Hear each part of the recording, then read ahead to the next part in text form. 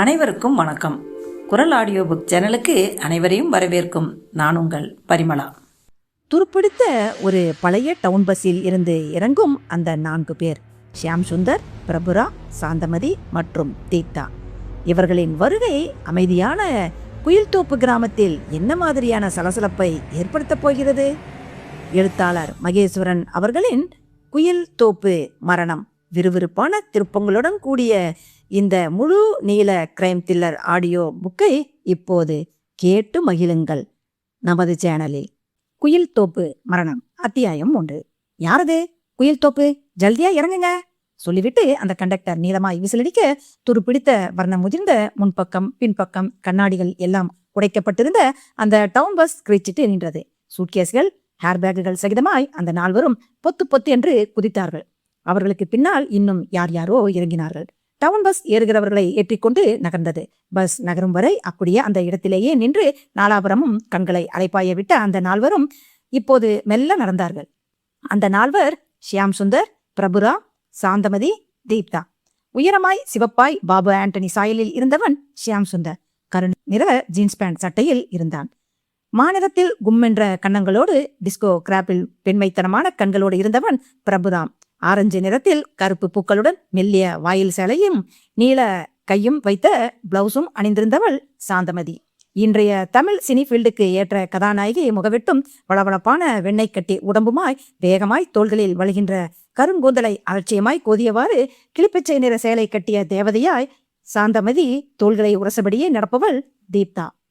4 கையிலும் மினி சூக்கேஸும் இருந்தது. தோள்களிலும் ஏர்பேக் தொங்கியது. 4 நகரவாசிகள், நாகரீகவாசிகள். அவர்களுக்கு இந்த குயில்தோப்பு கிராமத்தில் என்ன வேலை? எதற்காக வந்திருப்பார்கள்?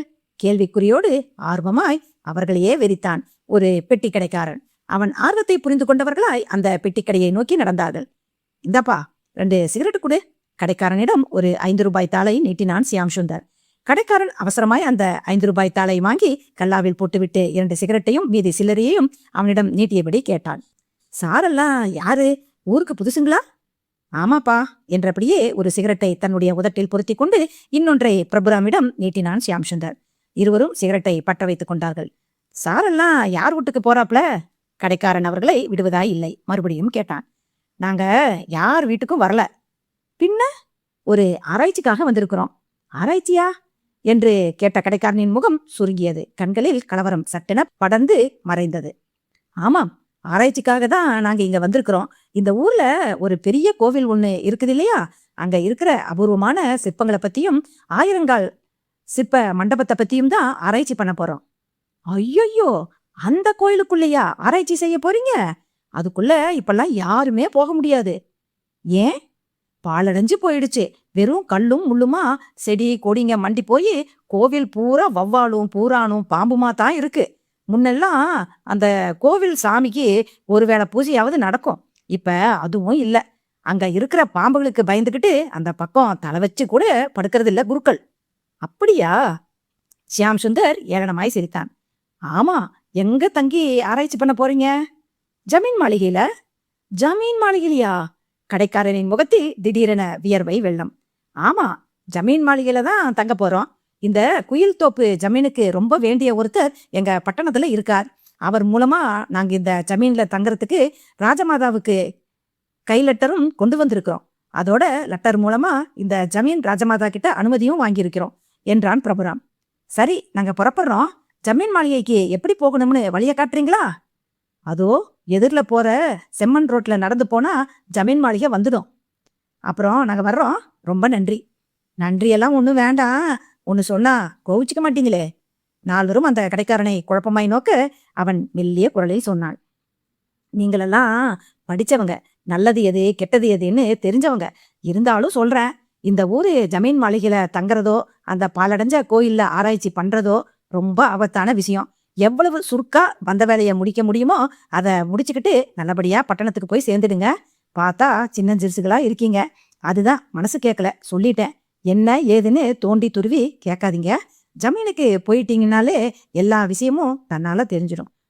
நீங்க போகலாம். இவ்வளவு நேரம் நான் உங்களோடு பேசியதே அனாவசியம் என்பது மாதிரி பேச்சுக்கு முற்றுப்புள்ளி வைத்துவிட்டு வியாபாரத்தை கவனிக்க ஆரம்பித்தான் அவன். நால்வரும் ஒரு வினாடி ஒருவர் முகத்தை ஒருவர் பார்த்து கொண்டார்கள். பிறகு விறுவிறுவென்று ஜமீன் மாளிகைக்கு போகிற செம்மண் ரோட்டில் நடக்க ஆரம்பித்தார்கள். மனதினுள் இனம் புரியாததொரு பயம் படர்ந்திருந்தது. அந்த ஜமீன் மாளிகை பெரிய அரண்மனை போன்று காட்சியளித்தது. சமீபத்தில்தான் மாளிகைக்கு மறுபடியும் புது வர்ணம் பூசி புதுப்பித்தவர்கள் போலும். படு கம்பீரமாய் கலை நுணுக்கத்துடன் பார்ப்பவர்கள் மனதை கொள்ளையடித்தது. மாளிகைக்கு எதிரே கண்ணாடியை மண்ணுக்குள் பதித்து வைத்தார் போல ஒரு பெரிய அழகிய நீரோடை. நீரோடை நிறைய தாமரை பூக்கள் பூத்திருந்தன. இடியே இடையே குவா குவா என்று நீந்தியபடியே நீந்துகிற வாத்துக்கள். நீரோடையை சுற்றிலும் குட்டை குட்டையான தென்னை மரங்கள். மதில் சுவரின் பிரம்மாண்டமான கம்பி கேட்டை தள்ளி திறந்து கொண்டு மாளிகை வாயிலை நோக்கி நால்வரும் நடந்தார்கள். கைகளை குவித்து, இந்த குயில் தோப்பின் பாரம்பரியம் மிக்க பெருமை வாய்ந்த ஈடு இணையற்ற ஜமீன் குல மதிப்பிற்கும் மரியாதைக்கும் உரிய அன்பே வடிவான ராஜமாதா அவர்களே, தங்களுக்கு எங்கள் தாழ்மையான வணக்கங்கள். முன்பே உத்திகை பார்த்திருந்ததை சொன்னார்கள். காரணம், மேல் மாடியிலிருந்து வளைந்து வளைந்து கீழே கூடத்துக்கு இறங்குகின்ற தேக்குப்படிகளில் இறங்கிக் கொண்டிருந்தால் எல்லோராலும் ராஜமாதா என்று அழைக்கப்படும் ரத்னாவதி வேலைக்காரி மங்காவுடன் நின்றிருந்தாள். வணக்கம், உங்களை அன்போடு வரவேற்கிறேன். இருக்கையில் அமருங்கள். கணீர் என்ற குரலில் பதிலுக்கு அவர்களை வரவேற்ற ராஜமாதா ரத்னாவதிக்கு 60 வயது இருக்கும். சிவந்த கனத்த தேகம், வட்ட முகத்திலும் அந்த பெரிய அழகிய கண்களிலும் சாந்தம் வழிந்தது. தும்பைப்பூ நிறத்தில் பட்டாடை அணிந்திருந்தாள். கழுத்தில் தங்கம் பதித்து கட்டப்பட்ட முத்துமாலை போட்டிருந்தாள். நீங்களெல்லாம் என்று இழுத்தாள். ராஜமாதா அவர்களே, இந்த கடிதத்தை படித்து பாருங்கள், எல்லாம் புரியும். 4 மடிக்கப்பட்டிருந்த ஒரு வெள்ளை காகிதத்தை அவளிடம் நீட்டினான் ஷியாம் சுந்தர். கடிதம் என்றதுமே அவளுடைய முகம் மலர்ந்தது. ஓ, நீங்களெல்லாம் டாக்டர் கோபாலியால் அனுப்பப்பட்டவர்களா? ஆமாம். சந்தோஷம். உங்களை பற்றி டாக்டர் கோபாலி ஏற்கனவே எனக்கு கடிதத்தில் விவரமாய் எழுதிவிட்டார். டாக்டர் கோபாலி ரொம்ப நல்லவர். இதற்கு முன்பு இந்த ஊரில் தான் தனியாக மருத்துவமனை வைத்திருந்தார். எங்கள் ஜமீனுக்கு அடிக்கடி வருவார். ஆமாம், நீங்கள் அவருக்கு ரொம்பவும் நெருக்கமானவர்களா? டாக்டருங்கிற முறையில் நாங்கள் அடிக்கடி அவர்கிட்ட போயிருக்கோம். எங்களுடைய கோவில்கள் பற்றிய கல்வெட்டுகள் மற்றும் சிற்பங்கள் பற்றிய ஒரு புத்தகத்தை ஏற்கனவே அவர் படித்திருக்கிறார். அதன் பிறகுதான் அவர் இந்த குயில் தோப்பில் உள்ள பிரம்மாண்டமான மிக பழமையான கோவிலை பற்றி சொல்லி ஆராய்ச்சி செய்ய எங்களை தூண்டினார். 30 நாட்களுக்குள் நாங்கள் இந்த ஊரை விட்டு போய்விடுவோம். அடுத்ததாய் வேறொரு ஊர் கோவிலுக்கு போக வேண்டும். ஷியாம் சுந்தர் சொல்ல சொல்ல புன்னகை புத்த முகத்தோடு அதை கேட்டுக்கொண்டிருந்த ராஜமாதா, ரத்னாவதி, எப்படியோ உங்களுடைய ஆராய்ச்சி நல்ல விதமாக முடிய எனது வாழ்த்துக்கள். இந்த மாளிகையில் 37 அறைகள் இருக்கிறது. எந்த அறையில் வேண்டுமானாலும் நீங்கள் தங்கிக் கொண்டு உங்கள் ஆராய்ச்சியை நடத்தலாம். எங்கள் ஜமீனிலேயே நீங்கள் 3 வேளையும் விரும்பியதை சாப்பிட்டுக் கொள்ளலாம் என்றார். ரொம்ப நன்றி ராஜமாதா அவர்களே. அதெல்லாம் ஒன்றும் வேண்டாம். சரி, நீங்கள் குளித்துவிட்டு வாருங்கள், சாப்பிடலாம் என்றார். பிறகு அவள் தன்னுடைய அறைக்கு போய்விட்டாள். சற்று நேரத்திற்கெல்லாம் ஒரு வேலைக்காரி அவர்களிடம் வந்து குளியலறை இருக்கும் இடத்தை கொண்டு போய் காட்டினாள். அவர்கள் களைப்பு தீர குளித்தார்கள். டைனிங் டேபிளில் வந்து அமர்ந்து விதவிதமான உணவுகளை பசி தீர சாப்பிட்டார்கள். இன்று முழுக்க நன்றாக ஓய்விடுங்கள். நாளை முதல் உங்கள் ஆராய்ச்சிகளை தொடங்கலாம் என்றாள் ராஜமாதா.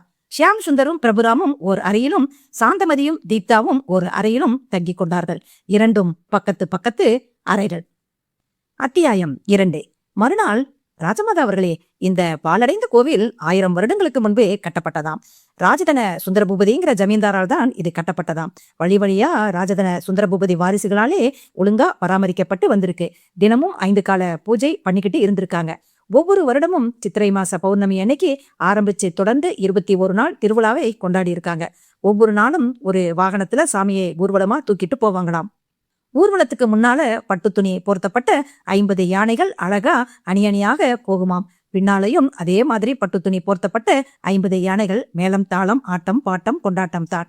விடிய விடிய வான வேடிக்கை நடக்குமாம். பிரபுரம் சொல்லிக் கொண்டிருக்க ஷியாம் சுந்தரும் சாந்தமதியும் தீப்தாவும் மௌனமாய் அமர்ந்திருந்தார்கள். ராஜமாதா பிரபுராமையே பார்த்து கொண்டிருந்தார்.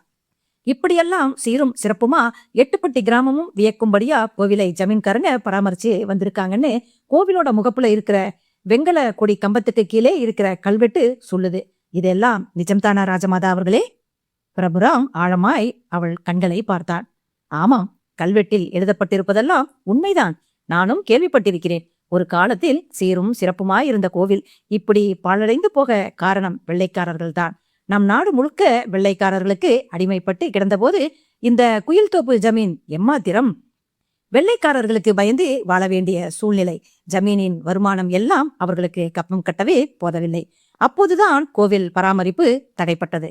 சுதந்திர தாகம் கொண்டு அலைந்த இந்திய தீவிரவாதிகள் இந்த கோவிலுக்குள் ஒளிந்து வாழ்ந்திருக்கிறார்கள். அதை அறிந்து வெள்ளைக்கார துறை ஒருவர் கோவிலுக்குள் கன்னி வெடிகளை வைத்து கோவிலை மறுபடியும் புதுப்பிக்க வேண்டும் என்ற நிறைய கனவுகள் கொண்டிருந்தார். பாவம், விதி அவரை குறைந்த வயதிலேயே மரணத்தை தழுவ வைத்து விட்டது.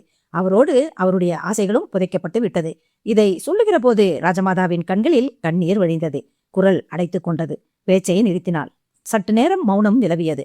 அவர்கள் இருந்த அறைக்கு நேரே இருந்த அழகிய மாடத்தின் வழியே இருட்டான வானம் தெரிந்தது. கருப்பு கம்பளியில் வைத்து தைக்கப்பட்ட வைரக்கற்களாட்டம் நட்சத்திரங்கள் தெரிந்தன. மெல்லிய காற்று வீசியது. ஏதோ அபூர்வமான விஷயம்னு சொல்ல வந்தீங்கல்ல, அதை சொல்லுங்களே. ராஜமாதா தான் மறுபடியும் பேச்சை ஆரம்பித்தாள். கோவிலின் சிதலமடைந்த அழகான சிற்பங்கள் எல்லாம் உடைஞ்சு கிடக்கிற ஆயிரங்கால் மண்டப இடிபாடுகள்ல இருந்து ஒரு கல்வெட்டை கண்டுபிடிச்சோம். அந்த கல்வெட்டுல இந்த பாரம்பரியம் மிக்க கோவில்ல அபூர்வமான விலை மதிக்க முடியாத ஜெகஜோதியா பச்சை நிறத்துல பிரகாசிக்கக்கூடிய ஒரு மரகதலிங்கம் இருந்ததாகவும், ராத்திரி நேரத்துல மூலஸ்தானத்துல அந்த மரகதலிங்கம் இருக்கிறதால தீபமே ஏற்ற வேண்டியதில்லை என்றும், காரணம் அந்த மரகதலிங்கம் அத்தனை ஜெகஜோதியா விளங்கியது எனவும், அந்த மரகதலிங்கத்துக்கு தஞ்சாவூர் மகாராஜா ஒருத்தர் 108 கற்களால் ஆன வைரமாலை ஒன்னே அன்பளிப்பா கொடுத்தார் என்றும் எழுதப்பட்டிருக்கிறது. இதெல்லாம் நிறுத்திவிட்டு ராஜமாதாவின் கண்களை ஊடுருவினான் பிரபுராம். அப்பாடா, இதற்குத்தான் இத்தனை பீடிகை போட்டு பேசினாயா என்று தனக்குள் சிரித்து கொண்டான் ஷியாம் சுந்தர். அப்படி ஒரு அபூர்வமான மரகதலிங்கம் இந்த கோவிலில் இருந்தது உண்மைதான். அந்த மரகதலிங்கத்திற்கு தஞ்சாவூர் மகாராஜா ஒருவர் 108 வைரக்கற்களால் ஆன வைரமாலையை அன்பளிப்பு செய்ததும் உண்மைதான் என்றாள் ராஜமாதா. நீங்கள் அந்த மரகதலிங்கத்தையும் வைரமாலையையும் பார்த்திருக்கிறீர்களா? நான் அதை பார்த்தது கிடையாது. அப்படியானால் அந்த மரகதலிங்கமும் வைரமாலையும் என்னாயிற்று?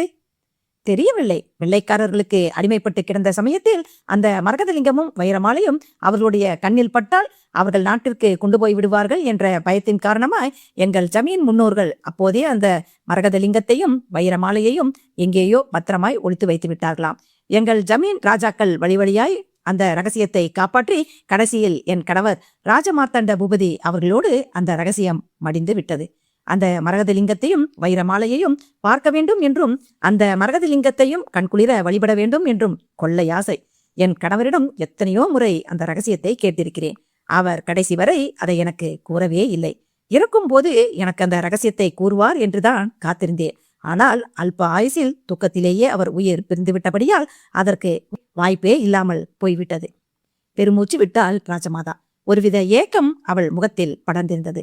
தொடர்ந்து, ஆமாம், இந்த விபரம் எல்லாம் கூட உங்களுக்கு தேவையா என்ன என்று அவள் கேட்க 4 பேரும் ஒரு வினாடி அதிர்ந்து போய் பிறகு சுதாரித்து, ஆமாம், தேவைதான். எங்கள் ஆராய்ச்சி கட்டுரையில் இந்த அபூர்வமான மரகதலிங்கத்தை பற்றியும் அந்த வைரமாலையை பற்றியும் எழுதலாம் என்று ஆசைப்படுகிறோம். அதனால்தான் உங்களை சிரமப்படுத்தி விட்டோம் என்றான் ஷியாம் சுந்தர். அதனால் என்ன, பரவாயில்லை. என் முன்னோர்களுடைய பெருமை மிக்க இந்த ஜமீன் பற்றியும் பாரம்பரியம் மிக்க அந்த கோவிலை பற்றியும் அபூர்வமான அந்த மரகதலிங்கத்தை பற்றியும் உங்களுடைய ஆராய்ச்சிக்கு உதவும் பாக்கியம் கிடைத்தால் அதனால் எனக்கு சந்தோஷம்தான். எனக்கு தெரிந்த விவரங்களை கூறிவிட்டேன், எழுதி கொள்ளுங்கள். இதற்கு மேல் எனக்கு அந்த மரகதலிங்கத்தை பற்றியோ வைரமாலையை பற்றியோ எதுவுமே தெரியாது. என் கணவர் உயிரோடு இருக்கும் வரை அதை பற்றி அறிந்து கொள்ள ஆசைப்பட்டது உண்மைதான். என் கணவர் இறந்து போன பிறகு அந்த ஆசை அறவே அழிந்து போய்விட்டது. என் கணவருக்கும் ஒரு வாரிசு இருந்திருந்தால் அந்த ரகசியத்தை என் கணவர் தெரிவித்திருப்பார். எங்களுக்குத்தான் வாரிசே இல்லையே. அதோடு நான் ஒரு பெண். ஒரு விஷயத்தை உலகம் பூராவும் பரப்ப விரும்பினால் அந்த ரகசியத்தை ஒரு பெண்ணின் காதில் சொன்னால் போதும், எளிதில் எல்லோருக்கும் பரவிவிடும் என்று என் கணவர் ராஜமார்த்தண்ட பூபதி அவர்கள் பயந்து விட்டார் போலும். அதனால்தான் அவரோடு மடிந்து விட்டது என்று கூறிய ராஜமாதா, எனக்கு தூக்கம் வருகிறது, நான் படுக்கப் போகிறேன் என்று எழுந்து கொண்டார். அவள் தலை மறைந்ததும் 4வரும் அந்த அறையை விட்டு கீழே வந்தார்கள். மெல்லிய குரலில், ஷியாம் சுந்தர், ராஜமாதா கிளம் சாமானியப்பட்ட ஆளா தெரியல, எப்படி புத்திசாலித்தனமா பதில் சொல்லுது பாத்தியா என்றான் பிரபுராம். வாய் வலிக்க பீடிகை போட்டும் உருப்படியா எந்த தகவலையும் சொல்லலையே அந்த ராஜமாதா கிளம் என்றாள் சாந்தமதி. உண்மையிலேயே அந்த ராஜமாதா கிளத்துக்கு அந்த மரகதலிங்கத்தை பத்தின ரகசியங்கள் தெரியாமல் இருக்கலாம் இல்லையா? இது தீப்தா. அதற்குள் அரைவாசல் வந்திருந்தது. 4வரும் அந்த அறைக்குள் நுழைந்து கதவை தாளிட்டு விட்டு அதே மெல்லிய குரலில், இல்லை, அந்த ராஜமாதா கிளம் நம்ம கிட்ட நடிக்குது. எனக்கு எதுவுமே தெரியலன்னு சொல்றது சுத்த பொய். டாக்டர் கோபாலி நம்ம கிட்ட ராஜமாதாவுக்கு அந்த மரகதலிங்கமும் வைரமாலையும் இருக்கிற இடம் நிச்சயமா தெரியும். அந்த ரகசியத்தை ராஜமாதா கிட்ட சொல்லாம ராஜமார்த்தண்ட பூபதி செத்து போயிருக்க மாட்டாருன்னு உறுதியா சொல்லியிருக்காரு. அவரோட திட்டப்படி ஆராய்ச்சிங்கிற போர்வையில மாளிகைக்குள்ள நுழைஞ்சாச்சு. அந்த ஆராய்ச்சி மூலமாகவே தந்திரமா பேசி ராஜமாதா கிழத்துக்கிட்ட இருந்து ரகசியத்தை வரவழைச்சிடலாம்னு நினைச்சோம். அது பலிக்கல. இனி அடுத்த நடவடிக்கையை பத்தி யோசிக்க வேண்டியதுதான். ஷியாம் சுந்தர் சொல்ல, சாந்தமதி, நான் ஒரு ஐடியா சொல்லட்டுமா என்றாள். சொல்லு. நம்ம கிட்ட தான் ரிவால்வர் இருக்குது இல்ல, அதை வச்சு கிழத்த மிரட்டி பார்க்கலாமா? சி, முட்டாள்தனமா ஐடியா இது. உனக்கு ஒண்ணு தெரியுமா? சாதாரண மனுஷங்களை விட ஜமீனை சேர்ந்தவங்களுக்கு எந்த காலத்திலயுமே தைரியமும் மன உறுதியும் ஜாஸ்தி. அவங்களுக்கு தங்களோட உயிரை விட ஜமீனின் ரகசியங்கள் ரொம்ப முக்கியம். ராஜமாதா கிழத்த மிரட்டுறது வேஸ்ட். அநியாயமா உயிரை விட்டுடும். அப்புறம் ரகசியங்கள் எப்படி இல்ல வெளியே வரும்? ராஜமாதா கிழம் செத்துட்டா நமக்கு இங்க என்ன வேலை? வீணா கொலைப்பழி விழுந்துடும். மரகதலிங்கத்தையும் வைரமாளியையும் அபகரிச்சிட்டு போட்ட திட்டம் கோவிந்தா. அதனால பொறுமையாத்தான் காய்களை நகர்த்தணும். டாக்டர் கோபாலியோட கருத்துப்படி ராஜமாதா கிழத்துக்கு அந்த மரகதலிங்கமும் வைரமாலையும் இருக்கிற இடம் தெரிஞ்சிருந்ததுன்னா வரப்போற சித்திர பௌர்ணமி அன்னைக்கு ராத்திரி நாம அதை கண்டுபிடிச்சிடலாம் என்றான் பிரபுராம். எப்படி எப்படி? மூவரும் ஆர்வமாய் கேட்டார்கள். அதே இப்போதைக்கு சஸ்பென்ஸ். பௌர்ணமிக்கு இன்னும் 11 நாள் இருக்குது இல்லையா? அந்த திட்டத்தை அப்புறமா சொல்றேனே. சரி. அத்தியாயம் 3. நகரத்தின் ஒரு மூலையில் இருட்டில் ஒளிந்திருந்த அந்த 3 அடுக்கு கட்டடம். அதன் முகப்பில் சோடியம் வேப்பர் விளக்கு கம்பத்தின் கீழே கமலி மருத்துவமனை என்ற பிரம்மாண்ட சில்வர் பெயர் பலகை. மருத்துவமனையின் முதல் 2 புளோர்களில் உள்ள அறைகளில் மட்டும் சொற்பமாய் கொஞ்சம் வெளிச்சப்பொட்டுகள் தெரிந்தன. மற்றபடி மயான நிசப்தம். மருத்துவமனையை சுற்றிலும் பெரிய பெரிய பெயர் தெரியாத பூமரங்கள் ஓங்கி வளர்ந்து செழித்து பூத்து இருட்டில் அரக்கத்தனமாய் நிற்க பூக்களின் பலவிதமான வாசனை காற்றோடு சங்கமமாகி கொண்டிருந்தது. யூனிஃபார்ம் அணிந்த நைட் டியூட்டி நர்ஸுகள் தங்கள் பின்னலகுகள் அசைய அசைய அப்படியும் இப்படியும் வராண்டாவில் நடமாடிக்கொண்டு இருந்தனர். மருத்துவமனையோடு இணைந்திருந்த மெடிக்கல் ஷாப்பில் அமர்ந்திருந்த 2 இளவயது பெண்களும், வாவண்டி ஹீரோ, ஆமா இப்ப அஜித்தோட லேட்டஸ்ட் உட்பி யாருடி என்கிற நாட்டுக்கு ரொம்ப ரொம்ப தேவையான சப்ஜெக்டை பத்தி விலாவாரியாக அலசிக் கொண்டிருந்தனர். 3வது புளோரின் எல்லா அறைகளுமே இருட்டில் தூங்கிக் கொண்டிருக்க ஒரே ஒரு அறையில் மட்டும் வெளிச்சம் கசிந்து கொண்டிருந்தது. அந்த அறை டாக்டர் கோபாலியின் பிரத்யோக அறை. ஆசைப்பட வில்லன் பிரகாஷ்ராஜுக்கு 50 வயது ஆகும்போது எப்படி இருக்கும் அவருடைய தோற்றம்? யோசித்து பாருங்கள். அப்படி இருந்தார் டாக்டர் கோபாலி. நீல நிற சஃபாரி சூட், கண்களுக்கு கோல்டு ஃப்ரேம் கண்ணாடி, வாயிலிருந்து வளையம் வளையமாய் புகைக்கிற சிகரெட் துண்டு. சுழலும் வெல்வெட் இருக்கையில் அமர்ந்திருந்த டாக்டர் கோபாலிக்கு நேர் எதிரே அமர்ந்திருந்த அந்த மனிதருக்கும் ஏறக்குறைய டாக்டர் கோபாலியின் வயதுதான் இருக்கும். நல்ல கருப்பு நிற கொழுத்த உடம்பு, சப்பை மூக்குக்கு கீழே லேசருக்கு மீசையை பறிகொடுத்திருந்த தடிமனான உதடுகள், அகில உலக அளவில் விளையாட்டு போட்டிகள் நடத்துகிற அளவுக்கு மைதானமாகி இருந்த தலை, தடவப்பட்டிருந்த எண்ணெயின் உபயத்தினால் மினிமினிக்கியது. அவருடைய பெயர் ஜோன். பிரபல தொழிலதிபர் என்ற பட்டத்தோடு சில பல அரசியல்வாதிகளின் புண்ணியத்தோடு கடமை உணர்வும் நாட்டுப்பற்றும் பக்தியும் கொண்ட நேர்மையான காவல் அதிகாரிகளை கையில் போட்டுக்கொண்டு நிழலான பலானா சங்கதிகள் முதல் போதை வஸ்துக்கள் வரை விற்பனை செய்து இன்று பணத்தாலான மெத்தையிலேயே புரண்டு கொண்டிருக்கும் பண முதலை அவருடைய நிழல் பார்ட்னர் டாக்டர் கோபாலி. ஜோனின் லேட்டஸ்ட் பிசினஸ் நம் நாட்டின் புராதனமிக்க பழமையான அபூர்வமான சிற்பங்களை, கலை பொக்கிஷங்களை, தங்கத்தாலான கோயில் சிலைகள், ஐம்பொன் சிலைகளை கடத்தி அந்நிய நாட்டிற்கு விற்பது. நம் நாட்டு கலை பொக்கிஷங்களுக்கு அந்நிய நாட்டினிடம் ஏக போட்டி. ஜோன் உட்கார்ந்த இடத்திலிருந்தே டாக்டர் கோபாலியின் நரிமுலையின் யோசனைப்படி கூலிக்கு ஆட்களை வைத்து ஒவ்வொரு ஊர் கோவிலாய் கலை பொக்கிஷங்களை களவாடி வரச்செய்து மணமலையில் நனைந்து கொண்டிருந்தார்.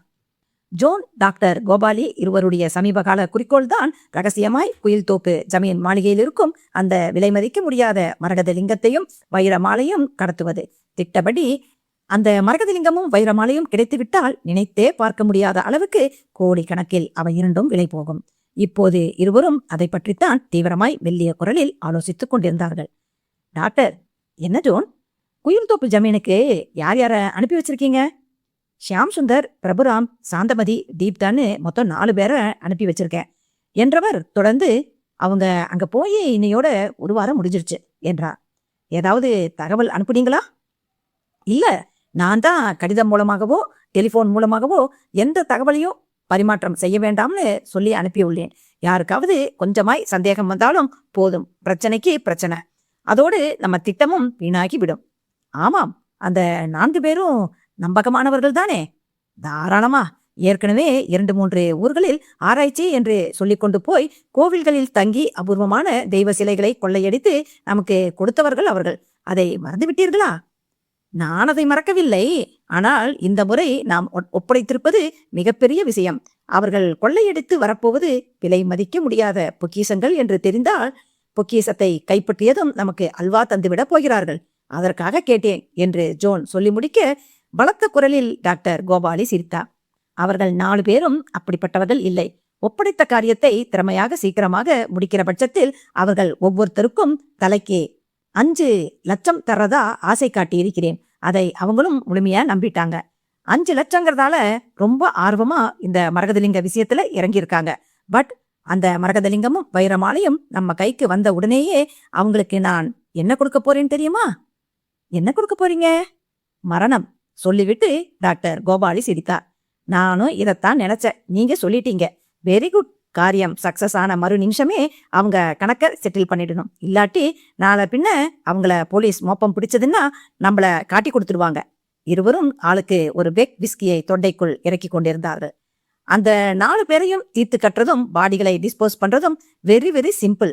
பட் அவங்க சொந்தம் யாராவது வந்து பிரச்சனைகள் உருவாக்கலாம் இல்லையா? ஜோன் கேட்டார். நத்திங். அந்த 4 பேரையும் குறிப்பா தேர்ந்தெடுத்து நம்ம வேலையில பயன்படுத்த காரணமே அவங்கள 3 பேர் அனாதைகள். அப்படியா? ஜோன் நிமிர்ந்து அமர்ந்தார். எஸ், பிரபுராமும் சாந்தமதியும் தான் என்கிட்ட முதல்ல வேலையில சேர்ந்தவங்க. பிரபுராம் அனாதை ஹாஸ்டல்லையே படிச்சு வளர்ந்து ஒரு மெடிக்கல் பிரதிநிதியா எனக்கு அறிமுகம் ஆனான். நெக்ஸ்ட் சாந்தமதி. அவனும் அப்படித்தான். நம்ம கமலி ஹாஸ்பிட்டல்ல ரிசப்ஷனிஸ்டா சேர்ந்து என் வலையில விழுந்துட்டான். ஷியாம் சுந்தர் அப்படி இல்ல. அவனுக்கு சொந்த ஊர் பொள்ளாச்சி. பேரண்ட்ஸ் இருக்காங்க. ஏதோ மன வருத்தத்துல வீட்டை விட்டு ஓடி வந்துட்டான். தன்னுடைய டிஃபார்ம் கோர்ஸ் சர்டிபிகேட்டை வச்சுக்கிட்டு ஒவ்வொரு மெடிக்கலா வேலை கேட்டு ஏறி இறங்கி இருந்தவனை திருச்சியிலிருந்து இங்க என்கிட்ட கொண்டு வந்து விட்டவன் பிரபுராம். ஷியாம் சுந்தர் என்கிட்ட வந்து கிட்டத்தட்ட 2 வருஷம் ஆகுது. அவனோட பேரண்ட்ஸ் அவனை தேடுறதாவும் தெரியல. இவனும் அவங்கள மனசுல நினைச்சுக்கிட்டு ஒரு வரி லெட்டர் கூட அவங்களுக்கு போட்டதும் கிடையாது. நெக்ஸ்ட் தீப்தா. நர்ஸ் வேலைக்காக நான் பேப்பர்ல கொடுத்த விளம்பரத்தை பார்த்துட்டு நேரா அப்ளிகேஷனோட என்கிட்ட வந்தவ. ரொம்ப அப்பாவியான முகம். ஈஸியா அமுக்கிட்டேன். அவளுக்கு என்ன இருக்கிறது? வயசான அம்மாவும் கூட பிறந்த ஒரு தம்பியோ தங்கச்சியோ மட்டும்தான். அப்போ லைன் கிளியர். அவங்கள தீர்த்து கட்டின பிறகு விஷயம் வெளியில கசிய வாய்ப்புகள் இல்ல. அப்படியே கசிந்தாலும் ஏன்னு கேட்க கூட ஈகாக்கா கிடையாது. அந்த மாதிரி ஆட்களைத்தான் நீங்க செலக்ட் பண்ணி அனுப்பியிருக்கீங்க. என்னோட செலக்ட் என்னைக்குமே சோட போனது கிடையாது. டாக்டர் கோபாலி கர்வமாய் சொல்லிவிட்டு நிமிர்ந்தார். நிமிர்ந்தவனின் பார்வை அந்த அறையின் கதவு பக்கம் நிலைத்தது.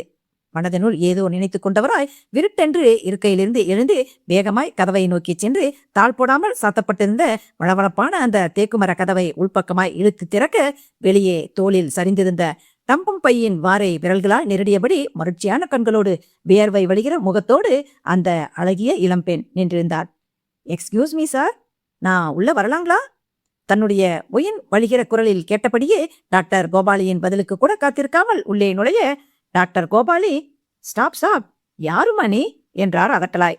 ஐ எம் குப்தா, தீப்தாவோட ஒன்லி ஒன் எல்டர் சிஸ்டர் என்றவள் தொடர்ந்து, டாக்டர், நான் தீப்தாவை உடனே பார்க்கணும் ப்ளீஸ் என்றாள். அத்தியாயம் 4.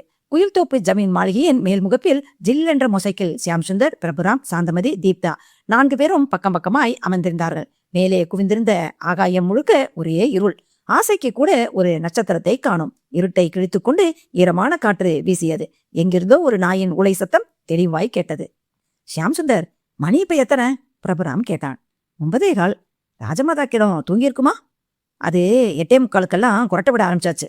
இது சாந்தமதி. சரி, விஷயத்துக்கு வா பிரபுராம். ஷியாம் சுந்தர் பரபரத்தான்.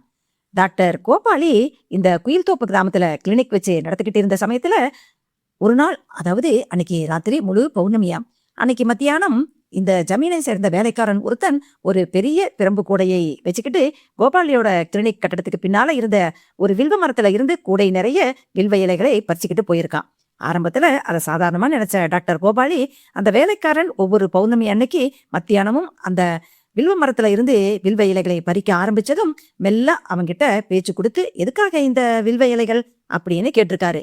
அதுக்கு அவன், ஜமீந்திரையா ஒவ்வொரு பௌர்ணமி ராத்திரி அன்னைக்கும் மாளிகையில ஏதோ ரகசிய பூஜை பண்றாருன்னு சொன்னானாம். ஏதோ ஒரு ஆர்வத்துல அப்ப உயிரோடு இருந்த ராஜமார்த்தாண்ட பூபதி கிட்டேயே இத பத்தி கேட்டு இருக்காரு டாக்டர் கோபாலி. பிரபுராம் நிறுத்திவிட்டு மெல்ல மூச்சு வாங்கினான். பிறகு தொடர்ந்தான். அதுக்கு அந்த ராஜமார்த்தாண்ட பூபதி தான் பூஜை பண்ற மரகதலிங்கத்தை பத்தியும் அந்த வைரமாலையை பத்தியும் விபரமா சொல்லியிருக்காரு. அத நான் ஒரு தடவை பார்க்கலாமான்னு டாக்டர் கோபாலி கேட்டிருக்காரு.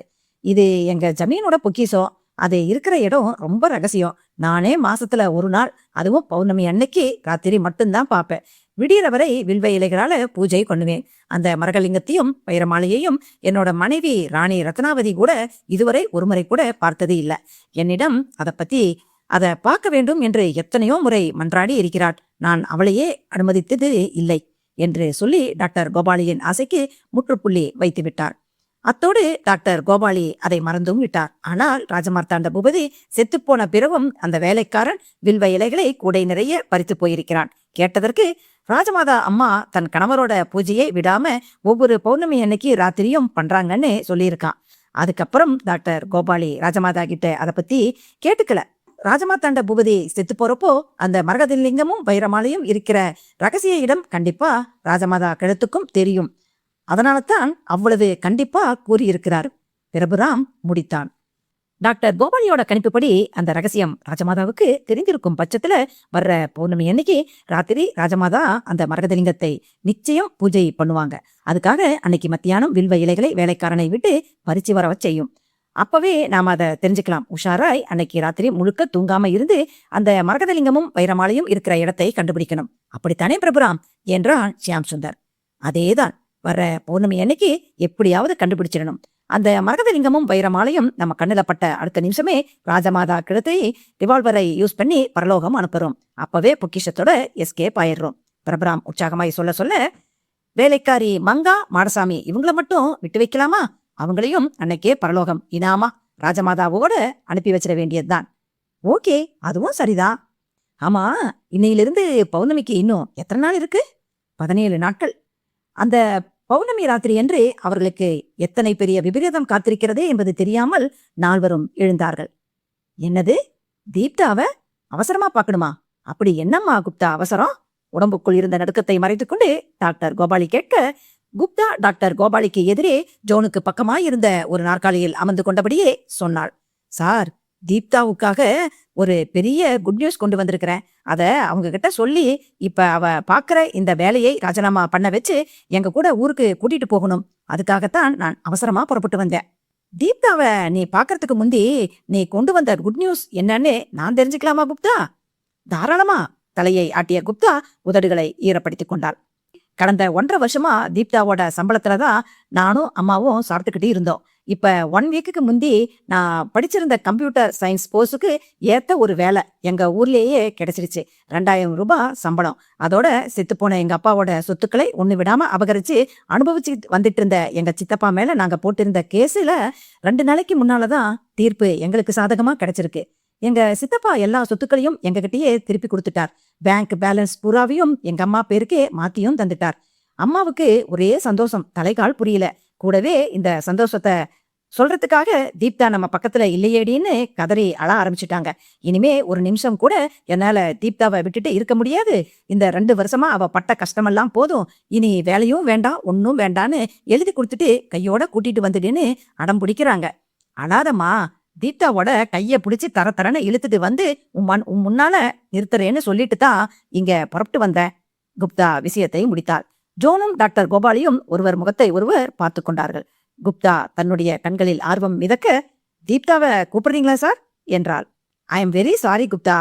டாக்டர் கோபாலி மெல்லிய குரலில் சொல்ல, குப்தா குழம்பிய குரலில், எதுக்கு சார் சாரி எல்லாம்? அது சும்மா சொல்லுங்க சார். தீப்தாவை நீ இப்போதைக்கு பார்க்க முடியாதுமா. ஏன் சார்? குப்தா அதிர்ந்தாள். நெற்றியில் பூர்த்த வியர்வை துளிகளை கையிலிருந்த கர்ச்சிப்பால் துடைத்துக் கொண்டாள். இந்த சமுதாயத்தை பொறுத்தவரை நான் ஒரு திறமையான டாக்டர், தட்ஸ் ஆல். பட் என்னோட இன்னொரு பக்கத்துல நான் ஒரு தீவிரமான ஆராய்ச்சியாளன். அதாவது நம் நாட்டின் பழமையான பாரம்பரியம் மிக்க கலைநயங்களோடு கட்டப்பட்ட கோவில்களையும் அங்குள்ள ரசனையான சிற்பங்களையும் கட்டட கலையின் நுணுக்கங்களையும் ஆராய்ச்சி செய்து அந்த ஆராய்ச்சிகளை புத்தக வடிவில் உலகம் பூராவும் வெளியிடுவது, அதே சமயம் 24 மணி நேரமும் நோயாளிகளுக்கு தொண்டுகள் செய்யவே எனக்கு நேரம் போதல. என்னால முடியலையேங்கிறதுக்காக அந்த விருப்பத்தை விட்டுவிடலமா. என்னை போல அந்த துறையில் ஆர்வமும் துடிப்பும் உள்ளவங்களை செலக்ட் பண்ணி ஒவ்வொரு ஊருக்கா அனுப்பி அந்த ஆராய்ச்சியை தொடரச் சொல்லி இதுவரை 2 புத்தகத்தை வெளியிட்டிருக்கேன். இந்த தடவை என்னோட அந்த ஆராய்ச்சி டீமை சேர்ந்தவங்க ஒரு கிராமத்துல இருக்கிற பழமையான கோவிலை பத்தி ஆராய்ச்சி பண்ண போயிருக்காங்க. அவங்க கூடவே தீப்தாவையும் அனுப்பி வச்சிருக்கேம்மா. அவங்க கூட போய் தீப்தா என்ன சார் பண்ண போறா? அந்த டீம்ல 2 ஜென்ஸு 2 லேடிஸு. அந்த 2 லேடிஸ்ல ஒருத்திக்கு லாஸ்ட் வீக் மேரேஜ் ஆகி ஹஸ்பண்ட் கூட ஹனிமூன் போயிட்டா. இந்த சமயத்துல அந்த டீம்ல இருக்கிற சாந்தமதிக்கு தீப்தா க்ளோஸ் ஃப்ரெண்டு. என்னோட கெஸ்ட் ஹவுஸ்ல தான் எல்லாருமே தங்கியிருக்காங்க. திடீர்னு அந்த கோயில் ஆராய்ச்சிக்கு கிளம்ப வேண்டியதா போச்சு. சாந்தமதியும் தான் நீயும் வாயே தீப்தான்னு கம்பல் பண்ணியிருக்கா. தீப்தாவுக்கும் இந்த ஒயிட் யூனிஃபார்ம் ட்ரெஸ்ஸை கழட்டி போட்டுட்டு பேஷண்ட்டுகளோட இம்சைகள்ல இருந்து விடுபட்டு மஃப்டியில இப்படி ஜாலியா ஒரு வாரம் 10 நாளாவது நிம்மதியா ஏதாவது ஒரு கிராமத்தை சுத்தணும், தங்கி இருக்கணும்னு அவங்களோட சேர்ந்துக்கிட்டு கல்வெட்டுகளை தேடி கண்டுபிடிக்கணும்னு அடிமனசுல ஆசைகள் இருந்திருக்கும்னு நினைக்கிறேன். என்கிட்ட தயங்கி விஷயத்த சொல்லி பர்மிஷன் கேட்டா. அதோட சாந்தமதியோட மூஞ்சியை பார்த்தா பாவமா இருந்துச்சு. சாந்தமதி ரொம்ப வேண்டி என்ன கேட்டுக்கிட்டா. சோ ஓகே போயிட்டு வா தீப்தான்னு அனுப்பி வச்சிட்டேன். குப்தாவின் முகத்தில் ஏமாற்றம் படர்ந்தது. அப்போ நான் தீப்தாவை மீட் பண்ண முடியாதா சார்? பண்ணலாம், அதாவது இன்னும் ஒரு 10 நாள் கழிச்சு. 10 நாள்ல தீப்தா கண்டிப்பா வந்துடுவாளா சார்? கண்டிப்பா.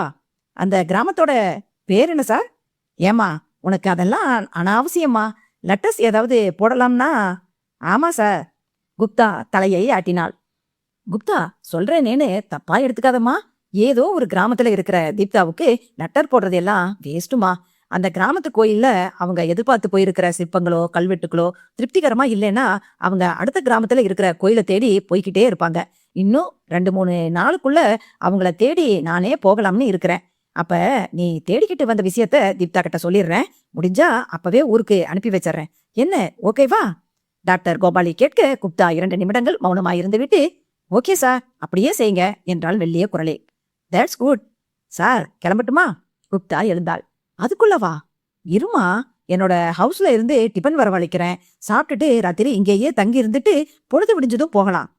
இல்ல சார், இன்னொரு தடவை நான் இங்க வர்றாப்புல இருந்ததுன்னா அப்ப சாப்பிட்றேன். ஒரு நாள் பூராவும் இந்த ஹாஸ்பிட்டல்ல கெஸ்டா தங்கி இருந்துட்டு போறேன். இப்ப கிளம்புறேன் சார். சரிம்மா, உன் இஷ்டம். ஆமா, எப்படி இந்த ராத்திரி நேரத்துல போக போற? பஸ்ஸா ட்ரெயினா? இங்க இருந்து ஒரு ஆட்டோ வச்சு திருவள்ளுவர் பஸ் ஸ்டாண்டு போயிட்டேன்னா போதும். அங்க இருந்து விடிய விடிய எங்க ஊருக்கு பஸ் இருக்கு சார். ஓகே, ஜாக்கிரதையா போமா, காலம் கெட்டு கிடக்குது. குப்தா எழுந்து கொண்டாள். நான் வர்றேன் சார். நான் சொன்னதையெல்லாம் மறக்காம தீப்தா கிட்ட சொல்லி அவளை உடனே அனுப்பிடுங்க சார். ஓகே ஓகே, அனுப்பி வைக்கிறேன். குப்தா அவரிடம் விடைபெற்று அந்த அறையை விட்டு வெளியே வந்து லிப்டில் நுழைந்து மறைந்தாள். அவள் தலை மறைந்ததும் ஜோன் கோபாலி பக்கம் திரும்பினார். டாக்டர், அந்த பொண்ணு குப்தாவோட மூஞ்சியை கவனிச்சிங்களா? ஏன்? உங்க கூட பேசிக்கிட்டு இருந்தாலே ஒழிய அவளோட கண்ணு 2ம் இந்த அறைய முழுக்க அலைப்பாஞ்சுது. அதோட மூஞ்சி வேத்து வேத்து கொட்டிச்சு. பாக்கல நீங்க? பாக்கலையே. எனக்கு என்னவோ நம்ம 2 பேரும் பேசிக்கிட்டு இருந்தது எல்லாம் அவ கேட்டிருப்பாளோன்னு டவுட்டா இருக்கு. Oh my God. முஷ்டியை மடக்கி மேஜை மீது ஆத்திரமாய் குத்தினார் டாக்டர் கோபாலி. முகம் நிறம் மாறியது. ஆத்திரமாய் ரிசீவரை எடுத்து ஏமா? Yes doctor. பதமாய் பேச ஒரு நிமிஷம், சீக்கிரம் இங்க மேல வா. ரிசீவரை வைத்தார். லிப்டுக்கெல்லாம் காத்திருக்காமல் ரிசப்ஷனிஸ்ட் ஹேமா வியர்க்க விறுவிறுக்க படிகள் தடதடக்க ஏறி ஓடி வந்தாள். அதற்குள் வியர்த்து போயிருந்தாள். பயத்தில் அனாவசியமாய் மார்புகள் 2ம் ஏறி இறங்கின. டாக்டர் கோபாலி இருந்த அறைக்குள் பிரவேசித்தாள். என்னோட பர்மிஷன் இல்லாம அந்த பொண்ணை யார கேட்டுக்கிட்டு என்னோட ரூமுக்கு அனுப்பி வச்ச? ஆத்திரம் துணிக்க கத்தினார். எந்த பொண்ணு சார்? அதுதான் தீப்தாவோட சிஸ்டர்னு சொல்லிக்கிட்டு வந்தாள்ல, ஒரு யங் ஃபெலோ, அவ்வளவுதான் சார். அந்த பொண்ணு. ரிசப்ஷனிஸ்ட் ஹேமா தன் சாயம் பூசிய உதடுகளை கடித்து கொண்டாள். Nonsense. Sorry, very sorry sir. அந்த பொண்ணு தான் உங்ககிட்ட பர்மிஷன் வாங்க நான் ட்ரை பண்ணினதை தடுத்தா சார். அந்த பொண்ணு என்கிட்ட விஷயத்த சொன்னதுமே நான் ஒரு நிமிஷம் இருங்க, உட்காருங்க அப்படின்னு சொல்லிட்டு உங்ககிட்ட பர்மிஷன் கேட்க ரிசீவரை எடுத்தேன். அதுக்கு அந்த பொண்ணு, மேடம் பர்மிஷன் வாங்கிட்டு தான் போய் டாக்டர் சாரை பார்க்கணுங்கிற அளவுக்கு நான் அந்நிய மனுஷி கிடையாது. நீங்க நான் வந்திருக்கிற விஷயத்த டாக்டர் சாருக்கு தகவல் பண்ணுனா அவரு நான் மேல போறதுக்கு முன்னாலேயே என்னோட சிஸ்டர் தீப்தாவை என்கிட்ட வரவழைச்சிடுவார். சொல்லாம கொல்லாம திடுதிப்புன்னு என்னோட சிஸ்டர் தீப்தா முன்னால போய் நிக்கிறதுலதான் தில் இருக்கு. ப்ளீஸ் நீங்க அவர்கிட்ட எதுவும் சொல்ல வேண்டாம் ப்ளீஸ் அப்படின்னு கெஞ்சி கேட்டுக்கிட்டா. ஏன் சார், அந்த பொண்ணால ஏதாவது ப்ராப்ளமா? நத்திங். இதுவே முதலும் கடைசியுமா இருக்கட்டும். இனிமே இது போல செய்யாத. ஓகே சார், நீங்க போகலாம். நன்றி சார். காலை 7 மணி. குயில்தோப்பு ஜமீன் மாளிகை. ஷியாம் சுந்தரும் பிரபுராமும் குளித்து முடித்து ட்ரெஸ் சேஞ்ச் பண்ணிக்கொண்டு டைனிங் டேபிளில் அமர்ந்து ஃபில்டர் காப்பியை உறிஞ்சிக் கொண்டிருந்தார்கள். ஷியாம் சுந்தர், பிரபுராம், இங்க வாங்களே. சாந்தமதி பதற்றமாய் ஓடி வந்தாள். என்னாச்சு சாந்தமதி? இருவரும் உறிஞ்சிக் கொண்டிருந்த காப்பி குவளையை அப்படியே வைத்துவிட்டு எழுந்தார்கள். எப்பவும் எனக்கு முன்னால எழுந்திருச்சு குளிச்சு ஜம்முன்னு ட்ரெஸ் பண்ணிக்கிட்டு என்னை எழுப்பி விடுற தீப்தா இன்னைக்கு என்னவோ தெரியல அடிச்சு போட்டாப்புல ஒரே அடியா தூங்கிட்டு இருக்காளேன்னு ஆச்சரியமா ஜுரங்கிரம் அடிக்குதோன்னு நினைச்சு, ஏய் தீப்தா, என்னாச்சு உனக்கு? உடம்பு முடியலையாடி அப்படின்னு அவளை தொட்டு எழுப்புறேன், எழுந்திரிக்கவே மாட்டேங்கிறா. பேச்சு மூச்சு எதுவும் இல்ல. எனக்கு என்னவோ பயமா இருக்கு என்று படபடத்த சாந்தமதியோடு இருவரும் நடந்தார்கள். தீப்தா படுத்திருந்த அறைக்குள் நுழைந்து, தீப்தா, உடம்பு முடியலையா? போர்வைக்குள் சுருண்டிருந்த தீப்தாவின் நெற்றி மீது கையை வைத்தான் பிரபுராம். அவனுடைய முகம் நிறம் மாறியது.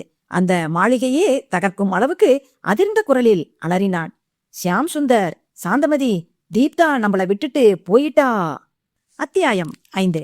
தீப்தாவின் பாதி திறந்திருந்த விழிகளில் நீலம் பூத்திருக்க அவனுடைய கடை வாயோரம் வழிந்திருந்த நுரை காய்ந்து உறைந்து போயிருந்தது. உயிர் பிரிந்து வெகு நேரம் ஆனதற்கு அறிகுறியாய் போர்வைக்குள் இருந்த உடம்பு மொத்தமும் பாலைத்தண்டு போல ஜில்லிட்டு விரைத்து போயிருக்க, பிரபுராம் போட்ட கூச்சலில் ராஜமாதா, மங்கா, மாடசாமி மூவரும் அலறி அடித்துக்கொண்டு அந்த அறைக்குள் ஓடி வந்து விட்டார்கள். ஷியாம் சுந்தரும் சாந்தமதியும் தங்கள் கண்களையே நம்ப முடியாமல் கட்டிலில் தூங்குகிற பாவனையில் செத்து போயிருந்த தீப்தாவையே வெறித்தனர். பேசுவதற்கு வார்த்தைகள் எழவில்லை. செத்து கிடப்பது தீப்தா தானா?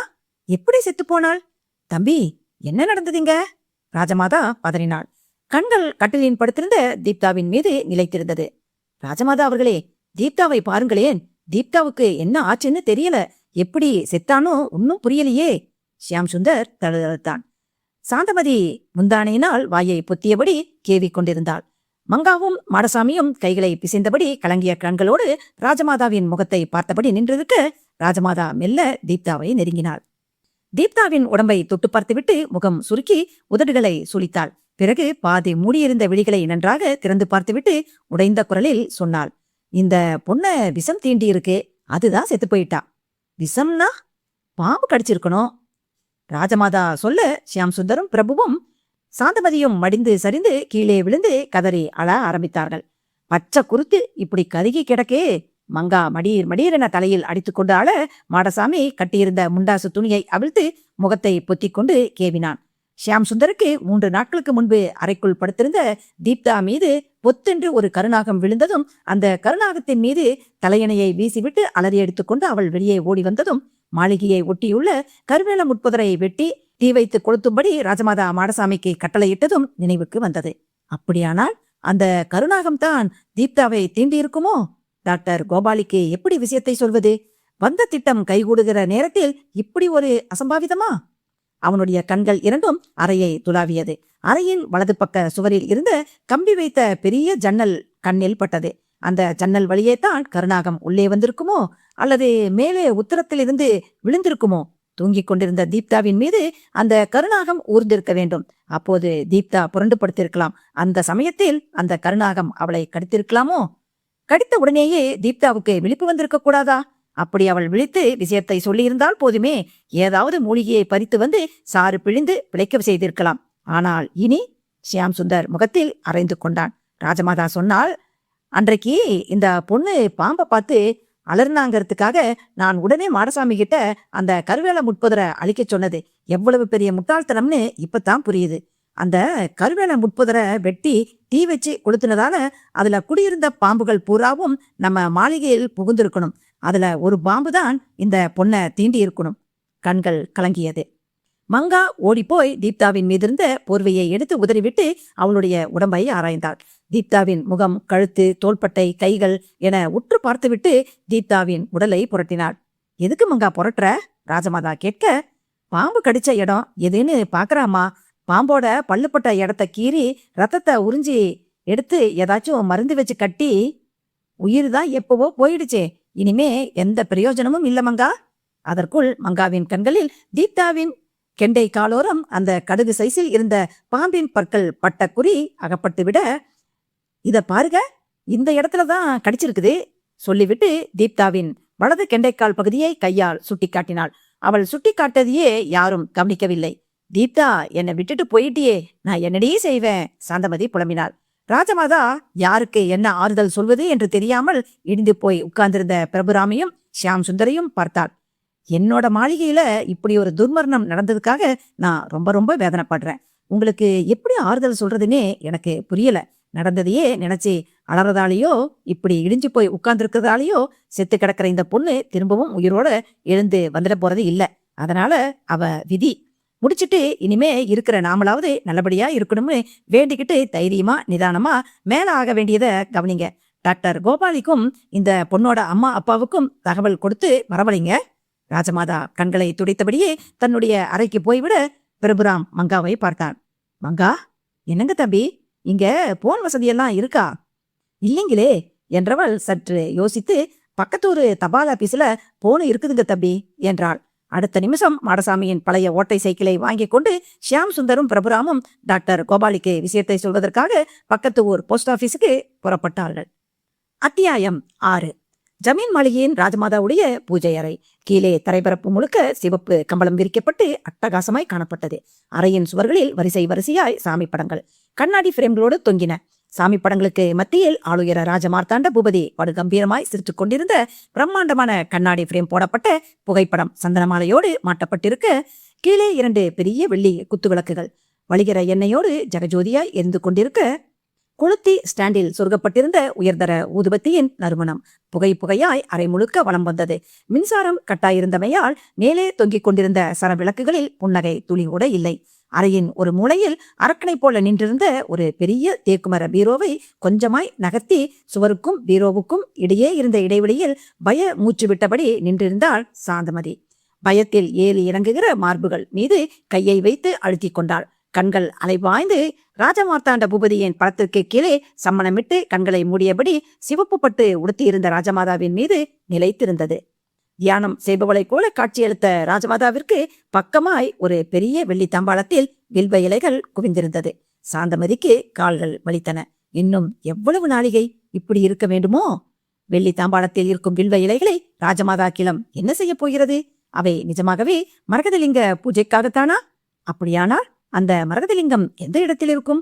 ஒருவேளை இந்த பீரோவுக்குள் இருக்குமா? நேரம் நகர்ந்து கொண்டிருந்தது. வியர்வை ஆராய் பெருகி வழிய கையில் கட்டியிருந்த எலக்ட்ரானிக் வாட்சில் நேரம் பார்த்தாள். இரவு 9:30. கிளம் இரவு 12 மணிக்குத்தான் பூஜையை ஆரம்பிக்குமோ? அதுவரை இப்படியே அவஸ்தையோடு நிற்க வேண்டியதுதானா? கேள்விக்குறியோடு ராஜமாதாவையே பார்த்து கொண்டிருந்தாள். கண்மூடி அமர்ந்திருந்த ராஜமாதாவின் உடவு மெல்ல அசைந்தது. கண்களை மெல்ல திறந்தாள். எதிரே எரிந்து கொண்டிருந்த குத்து விளக்குகளின் தீபங்களை நன்றாக தூண்டிவிட்டு எழுந்தாள். எழுந்து அரைக்கதவு பக்கமாய் நடந்து சரியாய் தாளிடப்பட்டிருக்கிறதா என நோட்டம் விட்டுவிட்டு முன்பு அமர்ந்திருந்த இடத்திற்கே வந்து ராஜமார்த்தாண்ட பூபதியின் படத்திற்கு கீழே விழுந்து வணங்கினாள். பிறகு பயபக்தியோடு ராஜமார்த்தாண்ட பூபதியின் படத்தை தொட்டு கண்களில் ஊற்றிக்கொண்டு வெகு சிரத்தையோடு சிரமப்பட்டு அந்த படத்தை கலற்றினாள். மூச்சை பிடித்தபடி பார்த்து கொண்டிருந்த சாந்தமதியின் கண்கள் கூர்மையானது. குயில் தோப்பு ஜமீனுக்கு வருகிற செம்மண் சாலை மீது அந்த புல்லட் விரைந்தது. அதை விரட்டி கொண்டிருந்த அவனுக்கு 35 வயதுதான் இருக்கும். திடகாத்திரமாய் இருந்தான். வேஷ்டி தொளதொளவென்ற சட்டை, தலைமீது முண்டாசு என்று பாமரத்தனமாய் வேஷம் கட்டியிருந்தான். புல்லட்டின் வேகத்தை கொஞ்சம் கொஞ்சமாய் குறைத்து சடார் என்று நிறுத்தினான். கீழே இறங்கி நாலாபுரமும் கண்களால் அளந்தாள். புல்லட்டை செம்மண் சாலையில் ஒரு புறத்தில் இருந்த பெரிய இழுப்பை மரத்தின் பின்னால் சரிவில் தள்ளி கொண்டு போய் சாட்டிவிட்டு பூட்டி சாவியை சட்டைப்பைக்குள் போட்டுக்கொண்டான். பிறகு வேக வேகமாய் அந்த பாழடைந்த கோவிலை நோக்கி நடக்கத் தொடங்கினான். குப்தா, நீயா இந்த நேரத்துல? என்ன எதுக்குமா தேடி வந்த? அதிர்ந்த குரலில் டாக்டர் கோபாலி கேட்க, எல்லாம் காரணமாத்தான் சொன்ன குப்தா விருட்டென்று ஹாலில் பிரவேசித்தார். டாக்டர் கோபாலி குழப்பமாய் அவளை பார்த்தார். டாக்டர், முதல்ல அந்த டோரை லாக் பண்ணிட்டு வாங்க. எதுக்கு? குரலில் அதிகாரம் துணித்தது. பிளீஸ், சொன்னதை செய்யுங்க. உங்க கூட பர்சனலா கொஞ்சம் பேசணும். என்ன பேச போற? முதல்ல டோரை லாக் பண்ணிட்டு வந்து கேளுங்க, சொல்ற. சிரித்தாள். கோபாலிக்கு அடிவயிறு கலக்கியது. எதற்காக வந்திருப்பாள்? யோசனையோடு நடந்து வெளிக்கதவை இறுக்கமாய் தாளிட்டு விட்டு அவளுக்கு எதிரே இருந்த சோபாவில் சரிந்தார். அவருக்கு நேர் எதிரே இருக்கை ஒன்றில் குப்தாவும் அமர்ந்து கொண்டு கையில் இருந்த சூட்கேஸை மடி மீது கெடுத்துக் கொண்டே சொன்னாள். டாக்டர், நான் இப்போ என்ன பேச போறேன் தெரியுமா? என்ன பேச போற? தீப்தாவை பத்தி. தீப்தாவா? அவருடைய குரல் நடுங்கியது. ஆமா, தீப்தா தான். தீப்தாவை பத்தி தான் நான் இப்ப பேச போறேன். தீப்தா சம்பந்தப்பட்ட கணக்கு ஒண்ணு இன்னும் முடிக்காமலேயே இருக்கு. அத இன்னைக்கு முடிச்சிட்டு போகலாம்னு தான் வந்தேன். நீ என்ன சொல்ற? எனக்கு ஒன்னும் புரியலையே. புரியுறாப்லயே பேசட்டுமா? தீப்தாவ, என்னோட சிஸ்டர் தீப்தாவ தீர்த்து கட்டினீங்க இல்லையா? அதுக்கு கூலி கொடுக்கத்தான் வந்திருக்கிறேன். ஏய், என்ன விளையாடுறியா? தீப்தாவ நான் தீர்த்து கட்டினேனா? ஆமா, நீதான் தீர்த்து கட்டின. குப்தா சடார் என்று ஒருமைக்கு தாவினாள். அன்னைக்கு முதலா உன்னோட ஹாஸ்பிட்டலுக்கு தீப்தாவை தேடி நான் வந்தேன்ல, அப்பவே எனக்கு எல்லாம் தெரியும். சொல்லாம கொள்ளாம என்னோட தீப்தா முன்னாடி போய் நின்னு அவளை ஆச்சரியப்பட வச்சு தில்லா ஆனந்தப்படணுங்கிற ஆசையில ரிசப்ஷனிஸ்ட ஏச்சிட்டு லிப்ட்ல ஏறி நான் 3rd ஃப்ளோருக்கு வந்தேன். வராண்டால ஒருத்தரையும் காணோம், வெறிச்சோடி கிடந்துச்சு. எது டாக்டரோட அறைன்னு யோசனையா மெதுவா நடந்தப்பதான் ஒரு அறைக்குள்ள இருந்து பேச்சு குரல்கள் மெதுவா கேட்டுச்சு. சின்ன வயசுல இருந்தே எனக்கு ஒரு கெட்ட பழக்கம். யாராவது ஏதாவது பேசிக்கிட்டு இருக்கிறப்போ அவங்க தெரிஞ்சவங்களாகவே இல்லைன்னா கூட நான் அவங்களோட பேச்ச ஒட்டு கேட்டு ரசிப்பேன். அன்னைக்கு கூட அப்படித்தான். நீங்க யாரோ உங்களோட ஃப்ரெண்ட்ஸு கூட பேசிக்கிட்டு இருந்ததை ஒண்ணு விடாம கேட்டுட்டேன். நர்ஸு வேலைக்காக வந்த தீப்தாவை நீங்க வேற ஏதோ தப்பான காரியத்துல ஈடுபடுத்தி இருக்கிற விவரமும் அப்பதான் எனக்கு தெரிஞ்சிச்சு. தீப்தாவோட ஷியாம் சுந்தர், பிரபுராம், சாந்தமதின்னு மத்த 3 பேரும் இருக்காங்க. அவங்க எல்லாம் அனாதைங்க. காரியம் முடிஞ்சதும் தீர்த்து கட்டணும்னு நீங்க பேசிக்கிட்டு இருந்த. உன்னோட பேச்சுல இருந்து அவங்கள எந்த ஊருக்கு அனுப்பி வச்சிருக்கேனோ, எதுக்காக அனுப்பி வச்சிருக்கேனோ தெரிஞ்சுக்க முடியல. ஆனா அது ஏதோ தப்பான காரியங்கிறது மட்டும் உறுதியா தெரிஞ்சு போச்சு. எனக்கு உடம்பு நடுங்கி வெத்து போச்சு. மயக்கமே வர்றப்பல இருந்தது. அதுக்குள்ள நீ டோரை திறந்து என்னை பார்த்துட்ட. அந்த சமயம் அப்பத்தான் வந்தாப்புல என்னை காட்டிக்கிட்டு தீப்தாவை பத்தி பேசிட்டு இருந்துட்டு கிளம்பிட்டேன். இந்த விவரங்களை அப்படியே போலீஸ்ல சொல்லிடலான்னு தோணுச்சு. நீ ஏதாவது ஆத்திரத்துல தீப்தாவோட உயிரை பறிச்சுட்டா என்ன பண்ணதுங்கிற பயத்துல பேசாம இருந்துட்டேன். முதல்ல தீப்தா எந்த ஊர்ல இருக்காங்கிற விவரத்தை கண்டுபிடிச்சு தீப்தாவை உயிரோட மீட்கணும். பிறகு அவ கூட இருக்கிறவங்க மூலமா அவங்க ஈடுபட்டு இருக்கிற காரியம் கை கூடினதும் அவங்கள தீர்த்து கட்டணும்னு நீ பேசினதை ஒப்பிச்சு அவங்கள கரைச்சு போலீஸ்ல ஹேண்ட் ஓவர் பண்ணி அப்ரூவரா மாத்தி ஆதாரங்களோட உன்னை மாட்டி விடணும். இல்லாட்டி நீ அரசியல் செல்வாக்கு, பணம் இரண்டையும் யூஸ் பண்ணி தப்பிச்சிடுவேன்னு நினைச்சேன். அந்த நினைப்போடவே ஊருக்கு போய் சேர்ந்தேன். மறு நிமிடமே தீப்தா பாம்பு கடிச்சு செத்தாச்சுன்னு கார்ல உன்னோட ஆள் வர்றான். எனக்கு பகீர்னு இருந்துச்சு. எல்லாம் உன்னோட கைங்காரியமா தான் இருக்கணும்னு முடிவுக்கு வந்தேன். அப்ப கூட நான் போலீஸ்ல சொல்லி தீப்தாவோட உடம்ப ஒப்படைச்சு போஸ்ட்மார்ட்டம் பண்ண சொல்லி இருந்தா தீப்தா பாம்பு கடிச்சு தான் செத்தாளா அல்லது வேற எப்படியாவது செத்தாளான்னு கண்டுபிடிச்சிருக்கலாம். அத நான் ஏன் செய்யல தெரியுமா? சட்டத்துல இருக்கிற ஓட்டைகளை உன்னோட பலத்தானத்தால நீ அடைச்சிட்டு வெளியே வந்துடுவ. அதனால தான் இப்படி ஒரு சந்தர்ப்பத்துக்காக காத்திருந்த. கோர்ட்டு மூலமா உன்னை தண்டிக்கிறத விட என் கையாலேயே தண்டிக்கிறதுல தான் சந்தோஷமும் திருப்தியும் அதிகம். பேச்சை முடித்துவிட்டு சூட்கேஸை திறந்தாள். உள்ளே இருந்த பளபளப்பான கூர்மையான அந்த 5 அடி கத்தியை கையில் எடுத்தபடியே கண்களில் கொலைவெறியோடு டாக்டர் கோபாலியை பார்த்தாள். ராஜமார்த்தாண்ட பூபதியின் படத்தை கரற்றி கீழே வைத்தாள் ராஜமாதா. அந்த படம் மாட்டப்பட்டிருந்த இடத்தில் ஒரு சின்ன வெண்கல குமிழ் காணப்பட்டது. மெல்ல அந்த குமிழை விரல்களால் தொட்டு 3 முறை திருகினாள். அந்த இடத்தில் சுவர் பரப்பில் ஒரு ஆள் நுழையக்கூடிய அளவுக்கு வெண்கல கதவு திறந்தது. மெல்ல விரிந்தது. ராஜமாதாவின் முகம் பிரகாசமானது. முதலில் வில்வ இலைகள் இருந்த வெள்ளி தாம்பாளத்தை உள்ளே தள்ளினாள். பிறகு தானும் உடம்பை கொஞ்சம் கொஞ்சமாய் நுழைத்து மறைந்து போனாள். அவள் உருவம் மறைந்ததும் மறுபடியும் அந்த கதவு மூடிக்கொண்டது. வெளியே சுவரில் அந்த வெண்கல குமிழ் மட்டும் தெரிந்தது. எல்லாவற்றையும் பார்த்து கொண்டு பீரோவின் பின்னால் நின்ற சாந்தமதி வெளியே வந்தாள். இடுப்பில் சேலை மடிப்பில் சொருகியிருந்த பிஸ்டலை தொட்டு பார்த்தபடியே அந்த வெண்கல குமிழ் இருந்த சுவர் பகுதியை நோக்கி நடந்தாள். பூஜை அறைக்கு வெளியே இருட்டான வராண்டாவில் பிரபுராமும் ஷியாம் சுந்தரும் குழப்பமாய் நடந்து கொண்டிருந்தார்கள். டேய் பிரபுராம், மணி 11 ஆக போகுது. கேளோ, இன்னுமா பூஜையை ஆரம்பிக்கல? அவசரப்படாத. பூஜைய 12 மணிக்கு தான் ஆரம்பிக்குமோ என்னவோ. இத்தனை நாளி அந்த மரகதலிங்கமும் வைரமாலையும் இருக்கிற இடம் தெரிஞ்சிருந்தா சாந்தமதி சும்மா இருப்பாளா? கிளத்த பிஸ்டலுக்கு தீனி போட்டுட்டு வெளியில வந்திருப்பாளே. பிரபுராம் சொல்ல, ஆமா ஆமா. ஷியாம் சுந்தர் தலையை ஆட்டிக்கொண்டிருந்தான். அப்போது, தம்பி, இந்நேரத்துக்கு இங்க என்ன பண்ணிட்டு இருக்கீங்க? இன்னுமா தூங்கல என்றபடியே அவர்களை நோக்கி மங்கா வந்து கொண்டிருந்தாள். கையில் மண்ணெண்ணெய் விளக்கு எரிந்து கொண்டிருந்தது. அவர்களுடைய முகத்துக்கு நேரே உயர்த்தி பிடித்தாள். அது பிரபுராம் குளற தூக்கமே வரல. அறைக்குள்ள ஒரே புழுக்கமா இருந்துச்சு. கரண்ட் வேற இல்லையா, அதுதான் கொஞ்ச நேரம் வராண்டாவில நடப்போம்னு. அந்த அசதியிலையாச்சும் தூக்கம் வரட்டுமேனு தான் இப்படி சமாளித்து சிரித்தான் ஷியாம் சுந்தர். அதுதானே பார்த்தேன். நானும் தூக்கம் வராம புழுக்கத்துல புரண்டுகிட்டு தான் இருந்தேன். மேல யாரோ ரொம்ப நாளையா நடக்கிறாப்புல சத்தம் கேட்டுக்கிட்டே இருந்துச்சு. என்ன ஏதுன்னு பாப்போம்னு விளக்க எடுத்துக்கிட்டு ஓடி வர்றேன். அப்போ நான் போய் கீழே படுத்துக்கிறேன் தம்பி, நீங்களும் போய் படுத்துக்குங்க தம்பி. நடந்தது போதும், காலை வலிக்க போகுது. ராஜமாதா அம்மாவுக்கு தெரிஞ்சா தப்பா நினைச்சுக்குவாங்க. சரி மங்கா, நீ போ, நாங்களும் போய் படுத்துக்கிறோம்.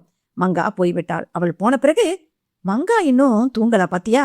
இப்ப என்னடா செய்யறது? ஏன் கவலைப்படுற? அதுதான் இன்னும் கொஞ்ச நேரத்துல ராஜமாதா கிளத்தோட சேர்த்து அவளையும் தான் நிரந்தரமா தூங்க வைக்க போறோமே. ஷியாம் சுந்தர் சிரித்தான். அத்தியாயம் 7. டாக்டர் கோபாலி கண்கள் இரண்டிலும் மானபயம் வழிய சோபாவை விட்டு எழுந்தார். பாரகுப்தா, இந்த விபரீத விளையாட்டெல்லாம் வேண்டாம். தீப்தாவை தப்பான காரியங்களில் ஈடுபட செய்தது உண்மைதான். பட் அவளை நான் ஒன்னும் தீர்த்து கட்டல. இதை நான் நம்பணுமா? தீப்தாவை தீர்த்து கட்டணும்னு தான் நாங்க பேசிக்கிட்டு இருந்தோமே தவிர அதை சத்தியமா செயல்படுத்தல. நாங்க செயல்படுத்துறதுக்கு முந்தையே பாம்பு கடிச்சு அவ செத்து போயிட்டான். டாக்டர் கோபாலி அவளிடம் பேச்சு கொடுத்தபடியே அவளிடம் இருந்து எப்படி தப்பிக்கலாம் என்று அவசர அவசரமா யோசித்தார். சைலன்சர் பொருத்தப்பட்ட பிஸ்டல் உள்ளே பீரோவில் அல்லவா இருக்கிறது. இவள் இருக்கிற வெறிக்கு கத்தியை ஒரே வீச்சு. நான் தொலைந்தேன். என்ன செய்வது? எப்படி தப்பிப்பது? கண்கள் அலைப்பாய்ந்தது. எதையாவது எடுத்து தாக்கு என்று முளையின் அத்தனை செல்களும் பரபரத்தன. குப்தா கையில் இறுக்கமாய் ஏந்திய கத்தியோடு எழுந்தாள். தீப்தாவை நீ தீர்த்து கட்டல, அவ பாம்பு கடிச்சுதான் செத்துட்டா. இத நான் மனப்பூர்வமா நம்புறேன். நன்றி. இரு, அவசரப்படுறையே. தீப்தாவை தப்பான காரியத்துல ஈடுபடுத்தினது உண்மைதானே? உண்மைதான். புனிதமான நர்சு வேலை பார்க்க வந்த தீப்தாவை தப்பான காரியத்துல ஈடுபடுத்தினது பெரிய தப்பு தானே? தப்புதான். குட். அதுக்குத்தான் இந்த தண்டனை. மரியாதையா கத்திய கீழே போட்டுடு. வேண்டாம், என்ன எதுவும் பண்ணிடாத. அப்புறம் நீ ஜெயிலுக்கு போக வேண்டி வரும். சந்தோஷம். இனி எனக்குன்னு யார் இருக்கா? என்னோட தீப்தா செத்து போன அதிர்ச்சியிலேயே அம்மாவும் போயாச்சு. உன்னோட உயிரை எடுத்துட்டு ஜெயில போய் இருக்கிறதுல எவ்வளவு சுகம் இருக்கு தெரியுமா? வேண்டாம். சோபாவை விட்டு தள்ளி சுவரோரம் ஊண்டினார். சோபாவுக்கும் சுவருக்கும் இடையே மாட்டிக்கொண்டதில் உடம்பு நடுங்கியது. குப்தா அவரை நோக்கி கொஞ்சம் கொஞ்சமாய் முன்னேறி கொண்டிருந்தாள். டாக்டர், பூமியில இப்பெல்லாம் அடிக்கடி பூகம் வர்றது எதனால தெரியுமா? தெரியாது. டாக்டருங்கிற புனிதமான தொழில் பண்ண வேண்டிய உன்னை போன்ற சில பேர் அசிங்கமான காரியங்களை செய்யறாங்கல்ல, அதனாலதான். வேண்டாம், மரியாதையா கத்திய கீழே போட்டுடு. போட்டுதுறேன், உன்னோட உயிரை எடுத்த பிறகு. நகர வழியின்றி சுவரோடு சுவராய் ஒண்டியபடி பெரிதாய் மூச்சு வாங்கினார். குப்தா முகமெல்லாம் ஆத்திரம் பொங்க அந்த கத்தியை உயர்த்தி பிடித்து சதக். டாக்டர் கோபாலின் இடது பட்டையில் ஒரு போடு போட்டாள். ஆ. மறுபடியும் வலது தோள்பட்டையில் ஒரு போடு. ஆ. ரத்தம் பீரிட கீழே சரிந்தவரின் துடியாய் துடித்தவரின் அடி வயிற்றில் கடைசியாய் ஒரு முறை அந்த கத்தியை சொருகி ஹாலின் மூலையில் இருந்த டெலிபோனை நோக்கி நடந்தான். பூஜை அறையோடு இணைத்து கட்டப்பட்டிருந்த சின்ன ரகசிய அறை அது. அறையின் மேலே சின்ன சாரம் வழிய ஆகாயத்தில் பௌர்ணமி நிலா மிதப்பது தெரிந்தது. நிலாவின் மஞ்சள் கதிர்கள் அறைக்குள் விழுந்து கொண்டிருக்க ராஜமாதா கையில் இருந்த வில்வ இலை தாம்பாளத்தை கீழே வைத்துவிட்டு அறையின் நடுவே ஒரு மேடை மீது இருந்த அந்த வெற்றிலைப்பாக்கு பெட்டியை விட சற்று பெரிதாய் இருந்த வெள்ளிப்பேழையை தொட்டு திறந்தாள். உள்ளே பச்சை நிறத்தில் ஜகஜோதியாய் ஒளிர்ந்த சிறிய அந்த மரகத லிங்கமும் வெள்ளை நிறத்தில் கண்ணை பறிக்கும்படியாய் ஒளிர்ந்த அழகிய வைரமாலையும் வெகு பத்திரமாயிருந்தது. ராஜமாதாவின் முகத்தில் புன்னகை அரும்பியது.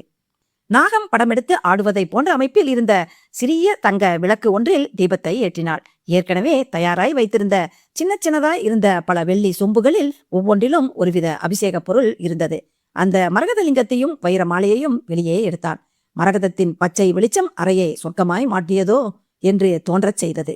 இன்னொரு வெள்ளி தாம்பாளத்தில் வைத்து அந்த மரகதலிங்கத்திற்கு வைரமாலையை அழகாய் மாட்டிவிட்டாள். முதலில் இளநீர் இருந்த வெள்ளி சொம்பினால் அபிஷேகம், கற்பூரம் ஆராதனை, அடுத்ததாய் பன்னீர் அபிஷேகம், அடுத்ததாய் சந்தனம், தேன், பால், தயிர் எல்லாம் முடிந்த பிறகு வில்வ இலைகளை கையிலால் எடுத்து மரகதலிங்கத்தின் தலை மீது போட்டு கண்களை மூடியபடி ஓம் நமச்சிவாய நமக, ஓம் நமச்சிவாய நமக, ஓம் நமச்சிவாய நமக மெல்லிய குரலில் உச்சரித்துக் கொண்டிருந்தவளுக்கு பின்னால் காலடி ஓசை கேட்டது. திரும்பினாள். சாந்தமதி நின்றிருந்தாள், கையில் பிஸ்டல். அத்தியாயம் 8. சாந்தமதியை அந்த இடத்தில் எதிர்பார்க்காத ராஜமாதாவுக்கு இப்போது பெரும் அதிர்ச்சியாக இருந்தது. சாந்தமதியின் கையில் இருந்த பிஸ்டலை பார்த்ததும் உடம்பு நடுங்க தொடங்கியது. வார்த்தைகள் குளறின. பயத்துடன் சாந்தமதியை பார்த்தாள்.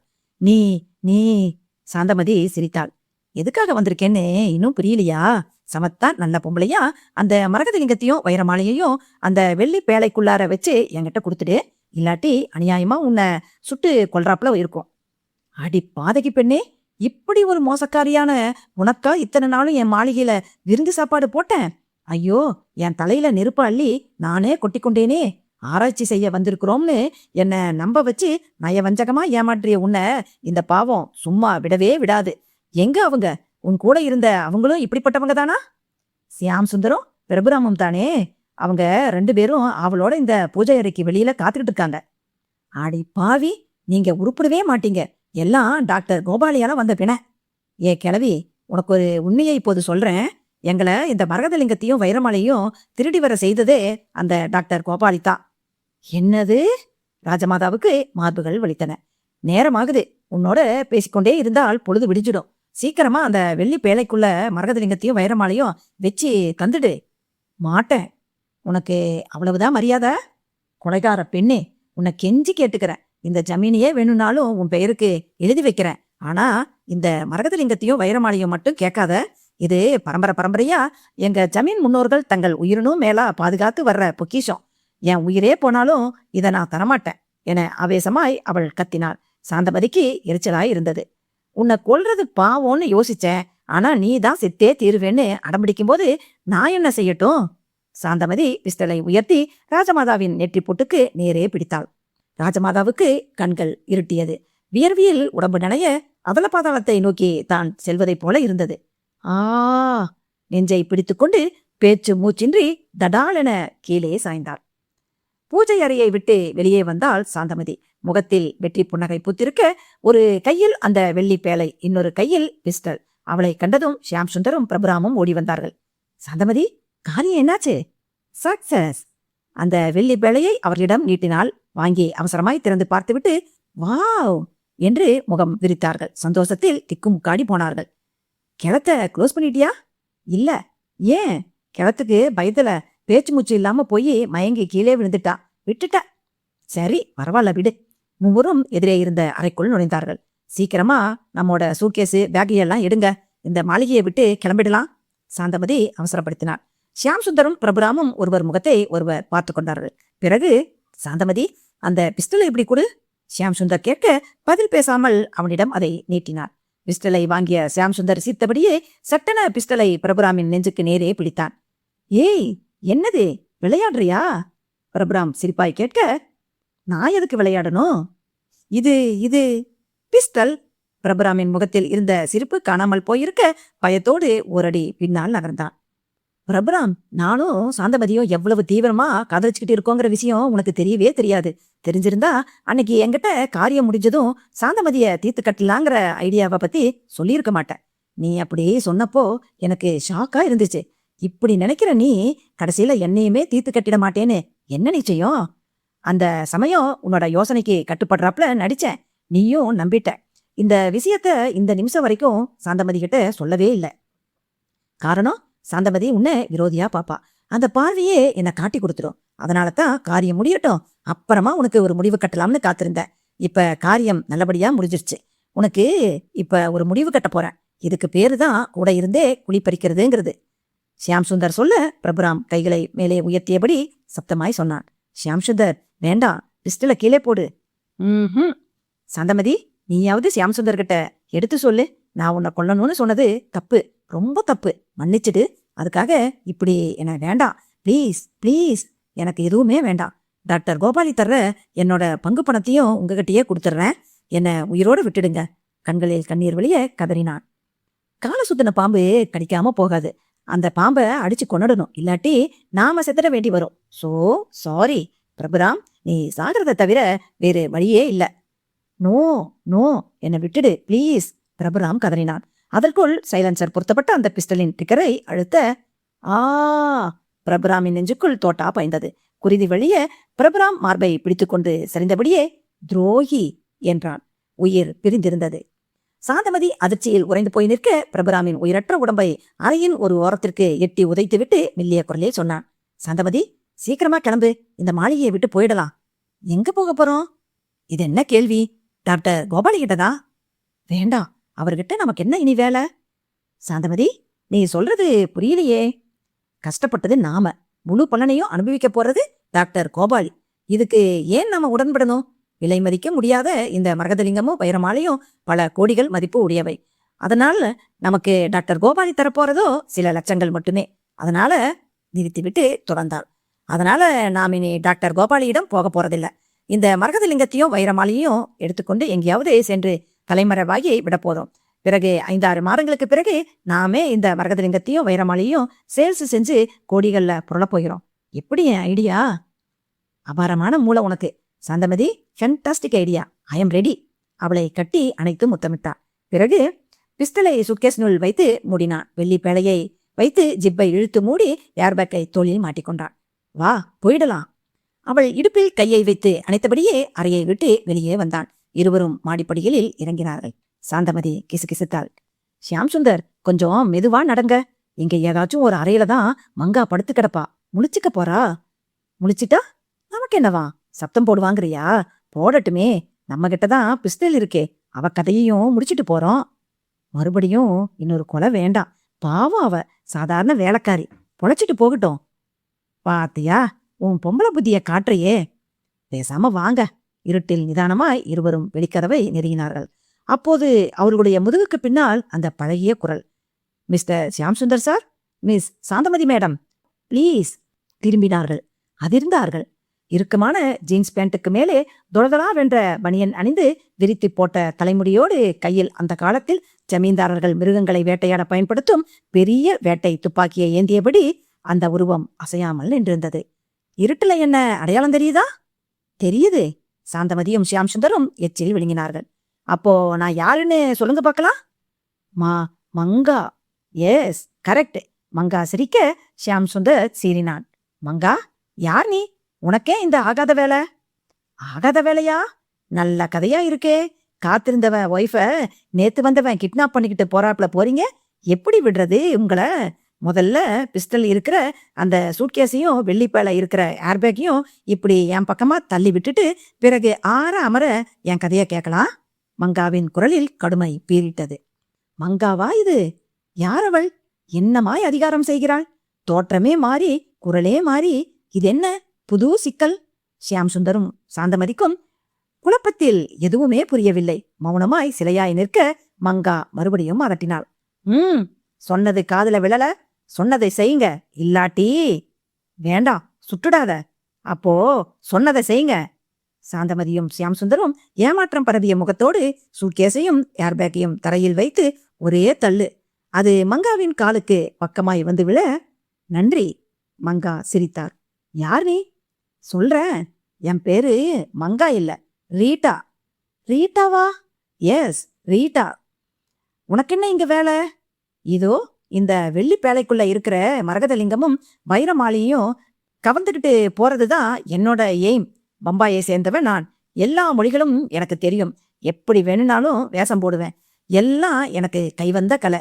நான் செய்யாத தில்லுமுள்ளுகளே கிடையாது. பெரிய கடத்தல் கொலை கும்பல்ல மாத சம்பளக்காரியா இருந்த நான் அதை விட்டுட்டு விலகி தனியா தொழிலா தொடங்கி 5 வருஷம் ஆகுது. ஒரு ஆங்கில பத்திரிகையில கவர் ஸ்டோரியா இந்த மரகதலிங்கத்தை பத்தியும் வைரமாலியை பத்தியும் எழுதி, அவ இப்ப இருக்குதா இல்லையா, அது அந்த குயில் தோப்பு ஜமீனுக்கே வெளிச்சம்னு ஒரு பழமையான தொல்பொருள் ஆராய்ச்சியாளர் எழுதியிருந்தாரு. கூடவே அதோட மதிப்பு கோடிக்கணக்கான ரூபாய்ங்கிற தகவலையும் கொடுத்திருந்தாரு. எனக்கு உடனே ஒரு நப்பாசை. அந்த மரகதலிங்கத்தையும் வைரமாலையும் கைப்பற்றணுங்கிற வெறியோட ஒரு வேலைக்காரியா இந்த ஜமீன்ல வந்து சேர்ந்தேன். 2 வருஷமா யாரும் சந்தேகப்படாத அளவுக்கு நடிச்சு அந்த மரகதலிங்கத்தையும் வைரமாலையும் கண்டுபிடிக்கிற முயற்சியில் இறங்கினேன். இந்த முயற்சியில் என்னோட டேவிட்னு ஒருத்தனும் கூட்டு.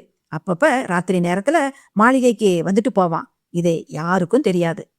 ஒரு நாள் ராத்திரி டேவிட் மாளிகைக்கு வந்து ஒரு அறைக்குள்ள நானும் அவனும் பேசிக்கிட்டு இருந்தோம். அந்த சமயம் பாத்ரூம் போக வந்த உங்க கூட்டாளி தீப்தா நானும் டேவிட்டும் பேசிக்கிட்டு இருந்ததை ஒண்ணு விடாம ஒட்டு கேட்டுட்டு நைஸா நழுவ பார்த்தா. நாங்க அதை பார்த்துட்டோம். கப்புன்னு அவளை பாஞ்சு பிடிச்சி வாயை பொத்தி அவ புச்சத்துல வெளிநாட்டுல இருந்து வரவழைக்கப்பட்ட பாம்பு விஷத்தை விட வீரியமான இன்ஜெக்ஷனை போட்டோம். அடுத்த 2வது நிமிஷம் தீப்தா அவுட்டு. சப்தம் போடாம தூக்கிட்டு போய் அவள் படுக்கையில போட்டுட்டு வந்துட்டோம். அந்த இன்ஜெக்ஷனோட மகிமையினாலதான் தீப்தாவோட கண்ணு 2ம் நீளம் பூத்து போய் வாயில நுர தள்ளிருச்சு. எல்லாரும் பாம்பு கடிச்சுதான் அவ செத்துட்டாங்கிற முடிவுக்கு வந்துட்டீங்க. போஸ்ட்மார்ட்டம் பண்ணினா கூட இந்த உண்மை தெரிஞ்சிருக்கும். அத யாரும் செய்யல. ரொம்ப நல்லதா போச்சு. இதற்கிடையில போன பௌர்ணமி அன்னைக்குத்தான் எனக்கே இந்த மரகதலிங்கமும் வைரமாலையும் இருக்கிற இடம் தெரிய வந்துச்சு. அன்னைக்கு என்னால காரியத்தை சாதிக்க முடியல. நெக்ஸ்ட் டைம் பாத்துக்கலாம்னு இருந்தேன். அதுக்குள்ள நீங்க 4 பேரும் வந்துட்டீங்க. அன்னைக்கே நீங்க இதுக்காகத்தான் வந்திருக்கீங்கங்கிற விஷயத்த ஒட்டு கேட்டு தெரிஞ்சுக்கிட்டேன். மங்கா பேச்சை முடித்தா. அடிப்பாவி! சாந்தமதி அலற, "தா பாரு, இதுல நாங்களும் கஷ்டப்பட்டுருக்கிறோம். லாபத்துல 50-50 எங்களுக்கும் உண்டு. உன்னை நான் விடமாட்டேன்." ஷியாம் சுந்தர் கத்தினான். பதிலுக்கு மங்கா, 50-50யா? ஓகே, இதோ இப்பவே தர்றேனே. துப்பாக்கியால் குறி பார்த்தாள். டுமீல் டுமீல். முதலில் ஷியாம் சுந்தர், அடுத்ததாய் சாந்தமதி. ரத்தத்தில் நனைந்து துடித்து பொத்து பொத்து என்று ஒருவர் மீது ஒருவர் சரிய துப்பாக்கியை ஒரு மூலையில் வீசினாள் மங்கா. அந்த ஏர்பேக்கை எடுத்து ஜிப்பை இழுத்து அந்த வெள்ளிப்பேழையை எடுத்துக்கொண்டு மாளிகையை விட்டு வெளியே தனக்காக டேவிட் காத்திருக்கும் பாலடைந்த கோவிலை நோக்கி ஓடத் தொடங்கினாள். மேலே பௌர்ணமி நிலா அவளை ஏளனமாய் பார்த்தபடி ஊர்வலம் போனது. அத்தியாயம் 9. Hello, police station? ரிசீவரில் அழைத்தாள் குப்தா. மறுமுறையில் ஒரு கரகரப்பான போலீஸ்காரரின் குரல் கேட்டது. என்ன விஷயம்? டாக்டர் கோபாலியோட பங்களா வரைக்கும் வந்துட்டு போறீங்களா? எதுக்கு? இங்க ஒரு கொலை நடந்திருக்கு. என்னது, கொலையா? கொலை செய்யப்பட்டது யாரு? டாக்டர் கோபாலி. உடனே புறப்பட்டு வந்தீங்கன்னா அவரை கொலை செய்த நபரையும் கையோட கூட்டிக்கிட்டு போயிடலாம். இதோ வந்துகிட்டே இருக்கிறோம். டொக் என்று ரிசீவரை கவிழ்த்துவிட்டு காத்திருக்க ஆரம்பித்தாள் குப்தா. அடுத்த 10வது நிமிடம். டாக்டர் கோபாலி வீட்டு போர்ட்டிகோவில் அந்த போலீஸ் ஜீப் நிற்க தடதடவென பூட்ஸு சத்தம். வாங்க இன்ஸ்பெக்டர் சார். டாக்டர் கோபாலிய கொலை பண்ணினதே நான் தான். Arrest me. தன்னுடைய அழகிய வாழைத்தண்டு கைகள் இரண்டையும் நீட்டினாள் குப்தா. குயில்தோப்பு கிராமமே நித்தரையில் ஆழ்ந்திருக்க அந்த பாலடைந்த கோவிலுக்குள் ஒரு இடிந்த மண்டபத்தினுள் அமர்ந்திருந்த அவன் மட்டும் கொட்ட கொட்ட விழித்திருந்தான். அவன் டேவிட் மங்கா என்ற போலி பெயரில் வேலைக்காரி வேஷம் போட்ட ரீட்டாவின் கூட்டாளி டேவிட் தான் அவன். இன்று எப்படியும் அந்த மரகதலிங்கத்தையும் வைரமாலையையும் கொண்டு வந்து விடுவேன். நீ பாலடைந்த கோவிலில் தயாராய் இரு என்று ரீட்டாதான் அவனை அங்கு வர செய்து காத்திருக்க சொல்லியிருந்தான். டேவிட் கவலையாய் அமர்ந்திருந்தான். ரீட்டாவுக்கு என்ன ஆயிற்று? ஏன் இன்னும் வரவில்லை? ஒருவேளை யாரிடமேனும் மாட்டிக்கொண்டாளா? David, David! கையில் அந்த வெள்ளி பேழையோடு மெல்ல குரல் கொடுத்தபடி ரீட்டா வந்திருந்தாள். டேவிட் உற்சாகமாய் எழுந்தான். ரீட்டா, வந்துட்டியா? நேரமாக ஆக நான் பயப்பட ஆரம்பிச்சுட்டேன். ரீட்டா அந்த வெள்ளி பேழையை அவனிடம் நீட்டினார். இந்தா, திறந்து பாரு. உள்ளே அந்த மரகதலிங்கமும் வைரமாலையும் என்னமா தகதகன்னு. அட, அப்படியா? எங்க பாக்குற? அந்த வெள்ளி பேழையை வாங்கி அவளோடு திறந்து உள்ளே பார்வையை வீசி வளர்ந்தாள். நம்ம 2 பேரோட ரொம்ப நாளைய கனவு இன்னைக்குத்தான் பழிச்சிருக்கு ரீட்டா. இனிமே நாம இது மாதிரியான ரிஸ்கான தப்பான காரியங்களை விட்டுட்டு இதுல வர்ற கோடிகளை வச்சு எஸ்டேட் பங்களான்னு வாங்கி செட்டில் ஆயிடணும். நானும் அதைத்தான் நினைச்சேன். நீ சொல்லிட்ட. நம்ம 2 பேரோட மனசும் எப்படி ஒத்திருக்கு பாத்தியா டேவிட்? அப்போது அவர்களுக்கு பின்னால் சத்தம் போடாமல் பூனை நடை நடந்து வந்த அந்த திடகாத்திரமான உருவம் தன் கையில் இருந்த சவுக்கு கட்டையினால் ஓங்கி நச் நச் என்று இருவருடைய தலையிலும் தாக்கியது. டேவிட்டும் ரீட்டாவும் தலையில் வழிகிற ரத்தத்தை கூட துடைக்காமல் ஆழ்ந்த மயக்கத்திற்கு போனார்கள். அந்த உருவம் குனிந்து அந்த வெள்ளி பேழையை கையில் எடுத்துக்கொண்டு நடந்தது. கண்களை மெல்ல திறந்தாள் ராஜமாதா. முதலில் மலங்க மலங்க விழித்தவள் பிறகு ரிசுக்கென்று எழுந்து நடந்தவையெல்லாம் நினைவுக்கு வர தலையில் மடீர் மடீர் என்று அடித்துக்கொண்டு, நான் மோசம் போயிட்டேனே, அந்த பாவிங்க என்னை ஏமாத்திட்டாங்களே, அழுதபடியே ரகசிய அறையிலிருந்து பூஜை அறைக்கு வந்து பூஜை அறையை திறந்து கொண்டு வராண்டாவுக்கு ஓடி வந்தாள். எங்கும் ஒரே இருட்டு. உத்தேசமாய் தடவி தடவி தன்னுடைய அறைக்குள் நுழைந்து பெரிய மெழுகுவத்தியை கொளுத்தி கையில் ஏந்தியபடியே வெளியே வந்தாள். வராண்டாவில் நடந்து ஷியாம் சுந்தர், பிரபுராம், சாந்தமதி தங்கியிருந்த அறைக்குள் நுழைந்தாள். பிரபுராமின் சடலம் கிடந்தது. அலறியபடியே கீழே ஓடி வந்தாள். கீழே ஷியாம் சுந்தர், சாந்தமதி இருவருடைய சடலங்களின் மீது இடறி விழுந்தாள். துரோகிகள் 3 செத்து கிடக்கிறார்களே, எப்படி செத்தார்கள்? இவர்களை கொன்றது யார்? குழப்பமாய், மங்கா, மங்கா, ஏய் மங்கா அலறினார். பதிலில்லை. வெளிக்கதவு திறந்தே கிடக்க பயம், குழப்பம், ஏமாற்றம் எல்லாம் சேர்ந்து மறுபடியும் கண்களை இருட்டியது. மயக்கம் வரும் போல இருந்தது. கீழே சரிய போனவளை அம்மா தாங்கி பிடித்த உருவத்தின் மீது மெழுகுவர்த்தி தீபத்தை காட்டி முகம் பார்த்தாள் ராஜமாதா. மாடசாமி, அம்மா, எல்லாமே போச்சுடா, நான் மோசம் போயிட்டேன். எதுவுமே போகலம்மா, நீங்க மோசம் போகல. என்னது? திக்கென்று நிமிர்ந்தாள் ராஜமாதா. இத பாருங்கம்மா, எல்லாம் புரியும். அவளிடம் அந்த வெள்ளிப்பிழையை நீட்டினான் மாடசாமி. நம்பிக்கையே இல்லாமல் நடுக்கத்தோடு அதை வாங்கி திறந்து பார்த்தாள் ராஜமாதா. உள்ளே வெகு வெகு பத்திரமாய் அந்த மரகதலிங்கமும் வைரமாலையும். படுத்ததிலிருந்து தூக்கமே வரல. புரண்டு புரண்டு படுத்தேன். புழுக்கமாய் இருந்துச்சு. விசிறவாச்சும் சொல்லுவோம்னு பொஞ்சாதிய எழுப்பி பார்த்தேன்.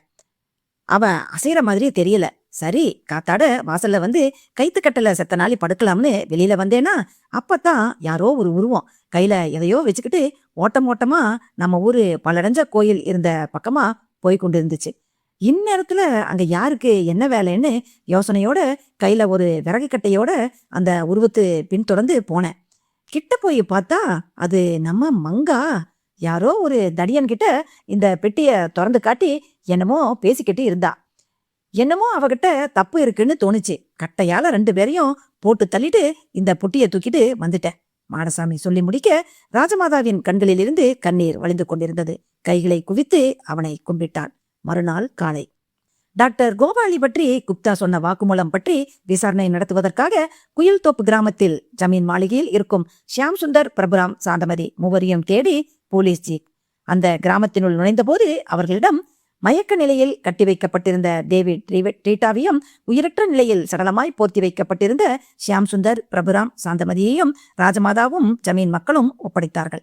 பின் குறிப்பு: செய்த குற்றத்தை ஒப்புக்கொண்டதாலும் டாக்டர் கோபாலி ஒரு மோசடிக்காரர் என்பதற்கான ஆதாரங்கள் நிறைய கிடைத்ததாலும் ராஜமாதாவின் டாக்டர் கோபாலி பற்றிய வாக்குமூலத்தாலும் குப்தாவின் தண்டனை காலம் குறைக்கப்பட்டது. முற்றும்.